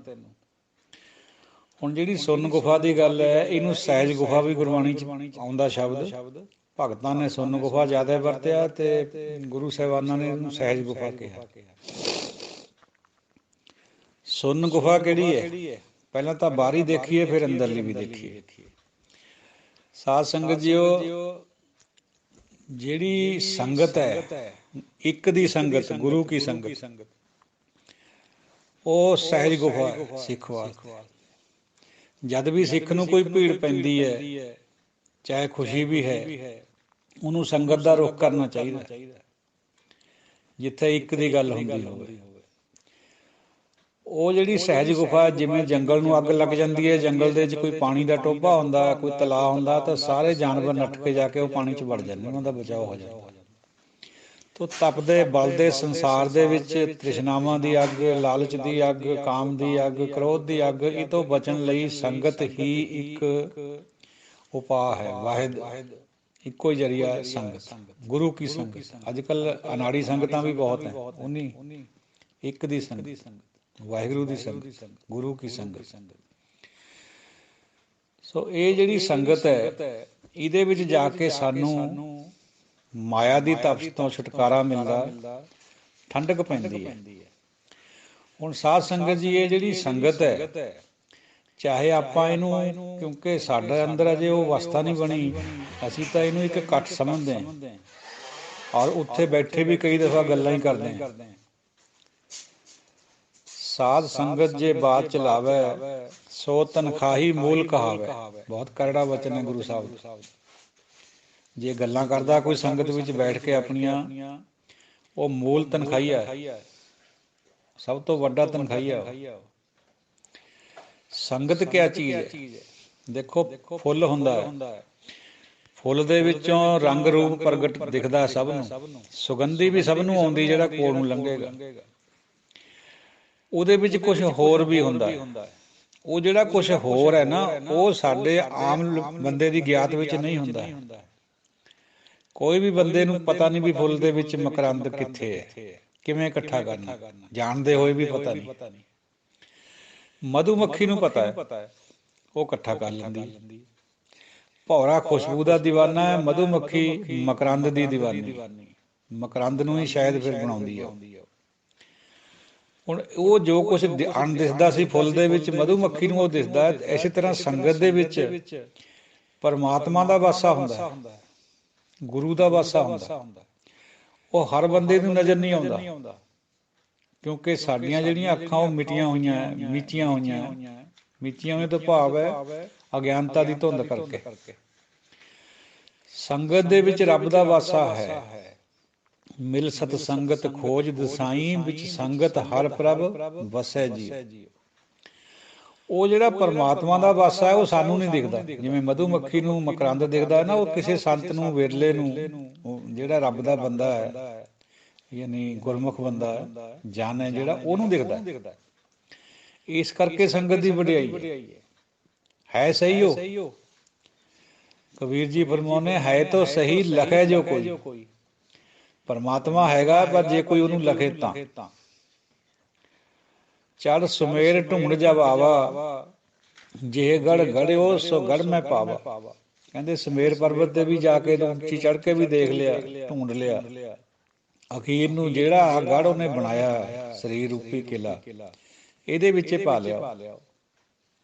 ਉਹ ਰਹਿੰਦਾ ਹੀ ਅੰਦਰ, ਭਾਵੇਂ ਹਰ ਜਗ੍ਹਾ ਉਹਦੀ ਜੋਤ ਹੈ, ਪਰ ਪ੍ਰਗਟ ਅੰਦਰੋਂ ਹੋਣਾ ਉਹਨੇ, ਬਾਹਰੋਂ ਨਹੀਂ ਹੋਣਾ। ਸੰਗਤ ਦੇ ਵਿੱਚ ਜਾ ਕੇ ਅਸੀਂ ਮਧਾਣੀ ਪਾ ਕੇ ਰਿੜਕਣਾ ਹੈ ਨਾਮ ਨੂੰ, ਸੰਗਤੀ ਰੂਪ ਚ। ਉਸ ਤੋਂ ਬਾਅਦ ਕੱਲਿਆਂ ਨੇ ਆ ਕੇ ਵੀ ਰਿੜਕਣਾ ਹੈ। ਪ੍ਰਗਟ ਕੱਲੇ ਨੇ ਕਰਨਾ ਆਪਣੇ ਅੰਦਰੋਂ, ਜਰੀਆ ਬਣਨਾ ਸੰਗਤ ਨੇ, ਗੁਰੂ ਦੇ ਸ਼ਬਦ ਨੇ। ਜਦੋਂ ਸੰਗਤ ਵਿੱਚ ਰਿੜਕਾਂਗੇ ਤਾਂ ਫਿਰ ਕੱਲੇ ਆ ਕੇ ਵੀ ਰਿੜਕ ਹੋ ਜਾਊਗਾ, ਫਿਰ ਪ੍ਰਗਟ ਵੀ ਹੋ ਜਾਊਗਾ। ਪਰ ਉਹ ਗੱਲ ਜੁਦੀ ਹੈ ਬਈ ਪ੍ਰਗਟ ਜਿਹਦੇ ਅੰਦਰ ਹੋ ਗਿਆ, ਮਨ ਮਾਨੈ ਲੋਗ ਨਾ ਭਤੀਜੈ, ਨਾ ਭਤੀਜੈ ਤੋ ਕਿਆ ਕੀਜੈ। ਕਬੀਰ ਜੀ ਕਹਿੰਦੇ ਵੀ ਲੋਕ ਨਹੀਂ ਮੰਨਦੇ, ਕਹਿੰਦੇ ਫਿਰ ਨਹੀਂ ਮੰਨਦੇ ਮੈਂ ਕਿਆ ਕਰਾਂ, ਨਾ ਮੰਨਾਂ, ਮੈਨੂੰ ਤਾਂ ਪ੍ਰਗਟ ਹੋ ਗਿਆ। ਫਿਰ ਜਦੋਂ ਅਨਹਦ ਸੁਣਨ ਲੱਗ ਪਿਆ, ਜਿਹਨੂੰ ਨਾਦ ਕਿਹਾ ਜਾਂਦਾ ਹੈ, ਇਹ ਚੌਥੇ ਪਦ ਦੀ ਸ਼ੁਰੂਆਤ ਹੁੰਦੀ ਹੈ, ਚੌਥੇ ਗੁਣ ਦੀ, ਜਿੰਨੀ ਕੁ ਦਾਸਰੇ ਨੂੰ ਸਮਝ ਆਈਏ। ਫਿਰ ਜਦੋਂ ਜੀਵਨ ਪੁਰਖ ਮਿਲਿਆ ਹਰ ਰਾਇਆ, ਕਹੋ ਨਾਨਕ ਪਰਮ ਪਦ ਪਾਇਆ। ਜਦੋਂ ਦਰਸ਼ਨ ਹੋ ਗਏ, ਹਰ ਰਾਏ ਮਿਲ ਗਿਆ, ਕਹਿ ਕਬੀਰ ਰੰਗ ਰਾਤਾ, ਮਿਲਿਓ ਜਗ ਜੀਵਨ ਦਾਤਾ। ਜਦੋਂ ਉਹ ਦਾਤੇ ਦੇ ਦਰਸ਼ਨ ਹੋ ਗਏ, ਫਿਰ ਸਹਿਜ ਵਿੱਚ ਆ ਕੇ, ਪੂਰੇ ਸਹਿਜ ਵਿੱਚ ਆ ਕੇ ਪਰਮ ਪਦ ਹੋ ਗਿਆ। ਤੋ ਚੌਥੇ ਪਦ ਦੀ ਜਿਹੜੀ ਸਿਖਰ ਹੈ, ਦੈਟ ਇਜ਼ ਕਾਲਡ ਪਰਮ ਪਦ। ਜਦੋਂ ਦਰਸ਼ਨ ਹੋ ਜਾਂਦੇ, ਉਸ ਤੋਂ ਪਹਿਲੀ ਸਟੇਜ ਹੈ ਜਦੋਂ ਨਾਦ ਅੰਦਰ ਸੁਣਨ ਲੱਗ ਪੈਂਦਾ, ਅਨਹਦ ਨਾਦ, ਜਿਹੜਾ ਕਿ ਵੈਸੇ ਮਿਊਟ ਹੈ, ਅਦਰਵਾਈਜ਼ ਵੱਜਦਾ ਹਰ ਵਕਤ ਹੈ। ਜਿਵੇਂ ਸਭ ਦੇ ਅੰਦਰ ਨਾਮ ਹੈ, ਲੇਕਿਨ ਪ੍ਰਗਟ ਕਿਸੇ ਵਿਰਲੇ ਦਾ ਹੁੰਦਾ, ਕਿਸੇ ਵਿਧੀ ਰਾਹੀਂ। ਐਸੇ ਤਰੀਕੇ ਨਾਲ ਅਨਹਦ ਨਾਦ ਹਰ ਵਾਰ, ਹਰ ਜਗ੍ਹਾ, ਹਰ ਕੋਈ ਜਗ੍ਹਾ ਖਾਲੀ ਨਹੀਂ ਜਿੱਥੇ ਅਨਹਦ ਨਾਦ ਨਹੀਂ ਵੱਜ ਰਿਹਾ। ਉਹਨੂੰ ਨਾਮ ਜਿਹੜਾ ਮਰਜ਼ੀ ਦੇ ਦਿਓ, ਇੱਕ ਓਂਕਾਰ ਕਹਿ ਦਿਓ, ਓਂਕਾਰ ਕਹਿ ਦਿਓ, ਕੁਨ ਕਹਿ ਦਿਓ, ਕੁਛ ਵੀ ਕਹਿ ਦਿਓ, ਉਹ ਵੱਜ ਰਿਹਾ, ਪਰ ਉਹ ਮਿਊਟ ਹੈ। ਜਦੋਂ ਸਾਡੇ ਕੰਨ ਔਰ ਹਿਰਦਾ ਮਨ ਗੁਰੂ ਇਹੋ ਜਿਹਾ ਬਣਾ ਦੂਗਾ ਉਸ ਵੇਵ ਲੈਂਥ ਵਾਲਾ ਮੈਂ ਤੋੜ ਕੇ, ਉਦੋਂ ਉਹ ਸੁਣਨ ਲੱਗ ਪੈਂਦਾ। ਸਾਰੀ ਖੇਲ ਹੀ ਹਉਮੈ ਦੀ ਹੈ ਔਰ ਨਾਮ ਦੀ। ਹਉਮੈ ਹਟ ਗਈ, ਨਾਮ ਆ ਗਿਆ, ਨਾਮ ਆ ਗਿਆ ਅੰਦਰ, ਹਉਮੈ ਨੇ ਨਿਕਲ ਜਾਣਾ। ਇਹ ਦੋਵੇਂ ਇਕੱਠੇ ਨਹੀਂ ਰਹਿ ਸਕਦੇ, ਇਹੀ ਸੰਜੋਗ ਵਿਜੋਗ ਹੈ। ਨਾਮ ਅੰਦਰ ਆ ਗਿਆ, ਸੰਜੋਗ ਹੈ, ਨਾਮ ਨਿਕਲ ਗਿਆ, ਹਉਮੈ ਪ੍ਰਗਟ ਹੋ ਗਈ, ਪ੍ਰਬਲ ਹੋ ਗਈ, ਹੰਕਾਰ ਬਣ ਗਈ, ਇਹ ਵਿਜੋਗ ਹੈ। ਤੋ ਗੁਰਮੁਖ ਜਨੋਂ ਵਿਚਾਰ ਹਰ ਇੱਕ ਦੇ ਅੰਦਰ ਹੁੰਦੀ ਹੈ, ਹਰ ਸਿੱਖ ਦੇ ਅੰਦਰ ਹੈ। ਇਹ ਗੱਲ ਜੁਦੀ ਹੈ ਵੀ ਉਹਦਾ ਐਂਗਲ ਕਿਹੜਾ ਐਕਸਪਲੇਨ ਕਰਨ ਦਾ। ਉਹ ਐਂਗਲ ਜੇ ਤਾਂ ਸਾਡਾ ਗੁਰਬਾਣੀ ਅਨੁਸਾਰ ਹੈ, ਪਰ ਸਮਝਦੇ ਤਾਂ ਸਾਰੇ ਹੀ ਇਹੀ ਹੈ ਵੀ ਅਸੀਂ ਗੁਰਬਾਣੀ ਅਨੁਸਾਰ ਕਰਦੇ ਹਾਂ। ਅਸਲ 'ਚ ਉਹ ਹੁੰਦਾ ਨਹੀਂ ਹੈ, ਇਹ ਵੀ ਸਾਡੀ ਭ੍ਰਾਂਤੀ ਹੁੰਦੀ ਹੈ।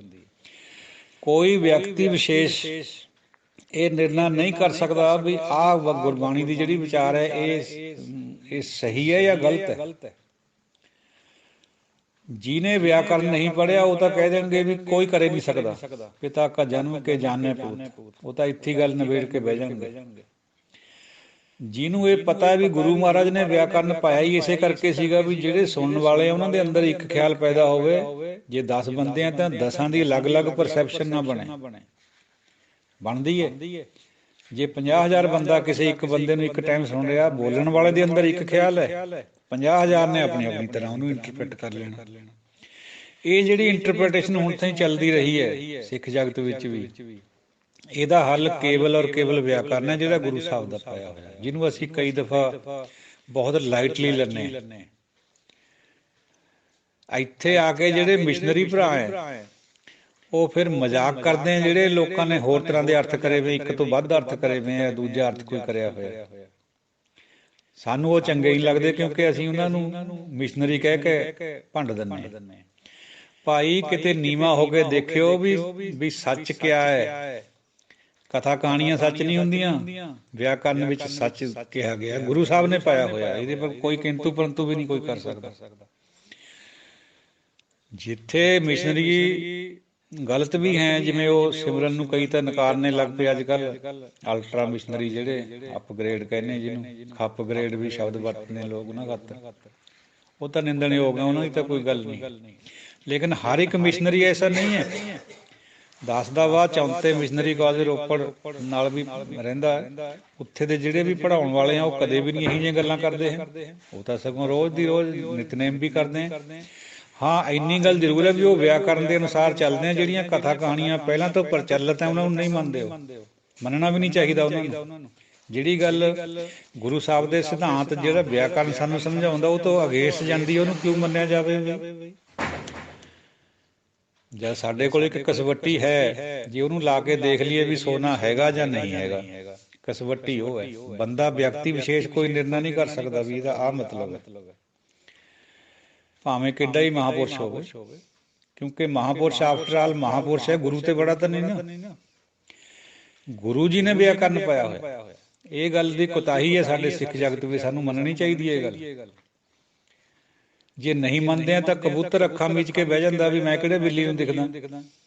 ਕਬੂਤਰ ਦੀ ਲਾਪਰਵਾਹੀ ਹੈ ਜਾਂ ਕਬੂਤਰ ਦੀ ਕੋਤਾਹੀ ਹੈ, ਬਿੱਲੀ ਨੂੰ ਤਾਂ ਦਿਖਦਾ।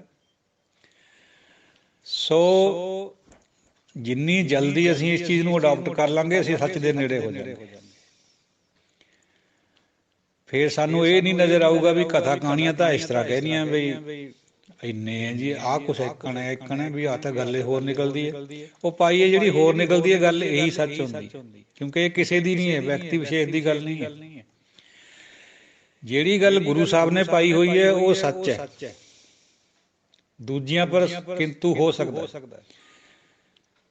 ਉਹਨਾਂ ਗੁਰੂ ਸਾਹਿਬ ਦੀ ਗੱਲ ਪਰ ਕਿੰਤੂ ਨਹੀਂ ਹੋ ਸਕਦਾ। ਸੋ ਚਲੋ ਵਿਚਾਰ ਨੂੰ ਇਹ ਦੱਸਦਾ ਇਸ ਕਰਕੇ ਥੋੜੇ ਜਿਹੇ ਜ਼ੋਰ ਨਾਲ ਕਹਿੰਦਾ ਹੈ ਵੀ ਸਾਨੂੰ ਗਲਤ ਫਹਿਮੀਆਂ ਬਹੁਤ ਸਾਰੀਆਂ ਦਾਸਰੇ ਦੇ ਅੰਦਰ ਵੀ ਰਹੀਆਂ, ਐਸੀ ਗੱਲ ਨਹੀਂ ਹੁਣ ਵੀ ਹੋਣਗੀਆਂ। ਕਥਾ ਕਹਾਣੀਆਂ ਜਿਹੜੀਆਂ ਅਸੀਂ ਆਪਣੇ ਬਜ਼ੁਰਗਾਂ ਤੋਂ ਸੁਣੀਆਂ ਹੋਈਆਂ, ਬਾਪ ਦਾਦਿਆਂ ਤੋਂ, ਘਰਾਂ ਵਿੱਚ ਵੀ, ਉਹ ਵੀ ਸਿੱਖੀ ਦੇ ਸਿਧਾਂਤ ਤੋਂ ਕਈ ਦਫਾ ਜਮੇ ਉਲਟ ਜਾਂਦੀਆਂ ਹੁੰਦੀਆਂ, ਪਰ ਅਸੀਂ ਸੁਣੀਆਂ ਹੋਈਆਂ, ਉਹ ਕਈ ਵਾਰ ਮੂੰਹ ਤੋਂ ਵੀ ਨਿਕਲ ਜਾਂਦੀਆਂ।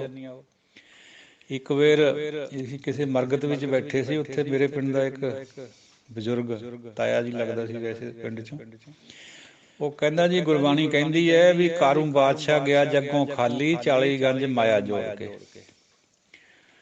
ਗੱਲ ਤਾਂ ਬੜੀ ਸੋਹਣੀ ਲੱਗਦੀ ਹੈ ਦੇਖਣ ਨੂੰ, ਪਰ ਗੁਰਬਾਣੀ 'ਚ ਤਾਂ ਨਹੀਂ ਹੈ ਨਹੀਂ ਇਹ। ਉਹ ਗੁਰਬਾਣੀ ਨਾਲ ਜੋੜ ਰਿਹਾ ਸੀ ਗੱਲ ਨੂੰ, ਸੁਣਨ ਵਾਲੇ ਵੀ ਸਮਝ ਰਹੇ ਸੀ। ਤੇ ਫਿਰ ਮੈਨੂੰ ਥੋੜ੍ਹਾ ਜਿਹਾ ਮੈਂ ਕਿਹਾ ਨਹੀਂ ਤਾਇਆ ਜੀ ਇਹ ਗੱਲ ਗੁਰਬਾਣੀ 'ਚ ਨਹੀਂ ਹੈ, ਵੈਸੇ ਠੀਕ ਹੈ ਗੱਲ, ਜਾਣਾ ਇੱਥੋਂ ਖਾਲੀ ਸਭ ਨੇ, ਪਰ ਇਹਨੂੰ ਇਹ ਨਾ ਕਹੋ ਵੀ ਇਹ ਗੁਰਬਾਣੀ 'ਚ ਹੈ। ਚਲੋ ਵਿਚਾਰਾ ਉਹ ਤਾਂ ਅਨਪੜ੍ਹ ਸੀਗਾ, ਉਹਨੇ ਸੁਣੀ ਸੁਣਾਈ ਗੱਲ ਸੀ, ਇੱਕਣੇ ਅਸੀਂ ਸੁਣੀਆਂ ਹੋਈਆਂ, ਉਹ ਸੱਚ ਨਹੀਂ ਹੁੰਦੀਆਂ ਭਾਈ। ਕਈ ਗੱਲਾਂ ਸਾਨੂੰ ਲੱਗਦਾ ਵੀ ਇਹ ਗੁਰਬਾਣੀ ਕਹਿੰਦੀ ਹੈ, ਗੁਰਬਾਣੀ ਉਸ ਤਰ੍ਹਾਂ ਗੁਰਬਾਣੀ 'ਚ ਹੈ ਹੀ ਨਹੀਂ। ਤੋਂ ਜਿਵੇਂ ਮੰਦੇ ਕੰਮੀ ਨਾਨਕਾ ਜਦ ਕਦ ਮੰਦਾ ਹੋਏ, ਇਹ ਦੂਜਿਆਂ ਦੀ ਤੁਕ ਹੈ, ਮਿਹਰਬਾਨ ਉਹਨਾਂ ਦੀ ਸਾਖੀਆਂ ਵਿੱਚ। ਇਹਦਾ ਆਸ਼ਾ ਤਾਂ ਠੀਕ ਹੈ ਵੀ ਕਦੇ ਨਾ ਕਦੇ ਬੁਰਾ ਕਰਨ ਵਾਲੇ ਦਾ ਬੁਰਾ ਹੋਣਾ ਹੀ ਹੋਣਾ, ਪਰ ਇਹ ਗੁਰਬਾਣੀ ਦੀ ਤੁਕ ਨਹੀਂ ਹੈ। ਨਾਲੇ ਨਾਨਕਾ ਵੀ ਵਿਚਾਰਿਆ ਸ਼ਬਦ। ਸੋ ਵਿਸ਼ਾਲ ਕਰੀਏ ਥੋੜਾ ਜਿਹਾ ਹਿਰਦੇ ਨੂੰ, ਕੋਈ ਗੱਲ ਨਹੀਂ। ਫਿਰ ਸਾਰੇ ਕਿਹੜੇ ਪਹਿਲੇ ਹੀ ਪੂਰੇ ਹੋ ਜਾਂਦੇ, ਪੂਰਾ ਤਾਂ ਬੰਦਾ ਹੁੰਦਾ ਹੀ ਨਹੀਂ, ਅਧੂਰਾ ਹੀ ਰਹਿੰਦਾ ਹੈ। ਜੇ ਅਸੀਂ 40-50 ਸਾਲ ਕੁਛ ਹੋਰ ਸੁਣ ਲਿਆ ਤਾਂ ਹੁਣ ਦੂਜਾ ਵੀ ਸੁਣ ਕੇ ਦੇਖੀਏ ਜੇ, ਔਰ ਉਹਦੇ ਚੋਂ ਆਪਣੀ ਵਿਵੇਕ ਨਾਲ ਫਿਰ ਨਿਰਣਾ ਵੀ ਕਰੀਏ ਵੀ ਗੱਲ ਕਿੱਥੇ ਖੜੀ ਹੈ। ਜੇ ਗੱਲ ਗੁਰੂ ਦੀ ਗੱਲ ਕੋਈ ਸਹੀ ਲੱਗਦੀ ਹੈ ਤਾਂ ਕਿਉਂ ਨਹੀਂ ਮੰਨਿਆ ਜਾਵੇ ਵੀ, ਫਿਰ ਤਾਂ ਅਸੀਂ ਸਗੋਂ ਅਵੱਗਿਆਕਾਰੀ ਹੋਵਾਂਗੇ ਉਹਨਾਂ ਦੇ ਹੁਕਮ ਦੀ, ਕਿਸੇ ਹੋਰ ਦੀ ਗੱਲ ਮੰਨ ਕੇ ਵਿਅਕਤੀ ਵਿਸ਼ੇਸ਼ ਦੀ। ਐਕਣ ਨਹੀਂ ਹੋਣਾ ਚਾਹੀਦਾ। ਵਿਆਕਰਨ ਹੈ ਜਿਹੜਾ ਇਹ ਕਿਸੇ ਦੇ ਬਾਪੂ ਦਾ ਨਹੀਂ, ਇਹ ਮਿਸ਼ਨਰੀਆਂ ਦਾ ਨਹੀਂ ਹੈ। ਮਿਸ਼ਨਰੀ ਕੌਣ ਲੱਗਦੇ ਆ ਇਹਦੇ, ਇਹ ਤਾਂ ਸਾਰੀ ਸਾਂਝੀ ਗੱਲ ਹੈ, ਸਾਰੇ ਸਿੱਖਾਂ ਖਾਤਰ ਹੈ। ਇੱਥੇ ਆ ਕੇ ਸਾਨੂੰ ਜਦ ਮਿਸ਼ਨਰੀਆਂ ਨੂੰ ਅਸੀਂ ਨਿੰਦਣ ਲੱਗਦੇ ਨਾ, ਥੋੜਾ ਜਿਹਾ ਖਿਆਲ ਕਰਨਾ ਚਾਹੀਦਾ ਵੀ ਕੋਈ ਗੱਲ ਉਹਨਾਂ ਦੀ ਵੀ ਠੀਕ ਹੋ ਸਕਦੀ ਹੈ। ਜਿੱਥੇ ਬਾਕੀ ਦੇ ਅਸੀਂ ਸਮਝਦੇ ਵੀ ਸਾਰਾ ਹੀ ਠੀਕ ਹੈ, ਉਹਨਾਂ ਦਾ ਵੀ ਕੁਝ ਗਲਤ ਹੋ ਸਕਦਾ ਔਰ ਹੈਗਾ। ਜੇ ਮਨ ਨੂੰ ਨੀਵਾਂ ਕਰਕੇ ਦੇਖੋਗੇ ਸਾਰੀ ਗੱਲ ਸਮਝ ਆਊਗੀ ਵੀ ਕਿਤੇ ਨਾ ਕਿਤੇ ਤਾਂ ਗੜਬੜ ਹੈ। ਆਫਟਰ ਆਲ ਇੰਨੀ ਦੁਨੀਆ ਹੁਣ ਇੱਧਰ ਨੂੰ ਨਵੇਂ ਗਿਆਨ ਵੱਲ ਨੂੰ ਲੱਗ ਰਹੀ ਹੈ, ਤਾਂ ਕਾਰਨ ਤਾਂ ਕੋਈ ਹੈ। ਧੁੰਦ ਮਿਟ ਜਾਵੇ ਜਿੰਨੀ ਛੇਤੀ ਉਨੀ ਚੰਗੀ ਗੱਲ ਹੈ। ਸੋ ਦਿਓ ਆਗਿਆ, ਅਪ ਸ਼ਬਦ ਕੋਈ ਨਾ ਕੋਈ ਜ਼ਰੂਰ ਨਿਕਲ ਜਾਂਦਾ, ਕਿਉਂਕਿ ਬੰਦੇ ਦੀ ਫਿਤਰਤ ਹੈ ਭੁੱਲਣਾ। ਇਸ ਕਰਕੇ ਆਪ ਜੀ ਬਖਸ਼ਣਹਾਰ ਹੈ, ਸੰਗਤ ਹੈ, ਤੁਸੀਂ ਰੱਬ ਦਾ ਹੀ ਰੂਪ ਹੈ। ਬਖਸ਼ ਦਿਓ ਔਰ ਅਸੀਸ ਵੀ ਦਿਓ, ਤਾਂ ਕਿ ਹੋਰ ਸੋਝੀ ਆਵੇ, ਕਿਉਂਕਿ ਬੰਦਾ ਹਮੇਸ਼ਾ ਹੀ ਕੁਛ ਨਾ ਕਿਤੇ ਘਾਟ ਰਹਿੰਦੀ ਹੈ। There is always room at the top, ਸਿਰੇ ਦੇ ਉੱਤੇ ਹਮੇਸ਼ਾ ਹੀ ਜਗ੍ਹਾ ਹੁੰਦੀ ਹੈ। ਹੋਰ ਮਹਾਰਾਜ ਆਪਣੇ ਵੱਲ ਨੂੰ ਖਿੱਚੇ, ਜੋੜੇ, ਦਿਓ ਅਸੀਸ। ਵਾਹਿਗੁਰੂ ਜੀ ਕਾ ਖਾਲਸਾ, ਵਾਹਿਗੁਰੂ ਜੀ ਕੀ ਫਤਿਹ।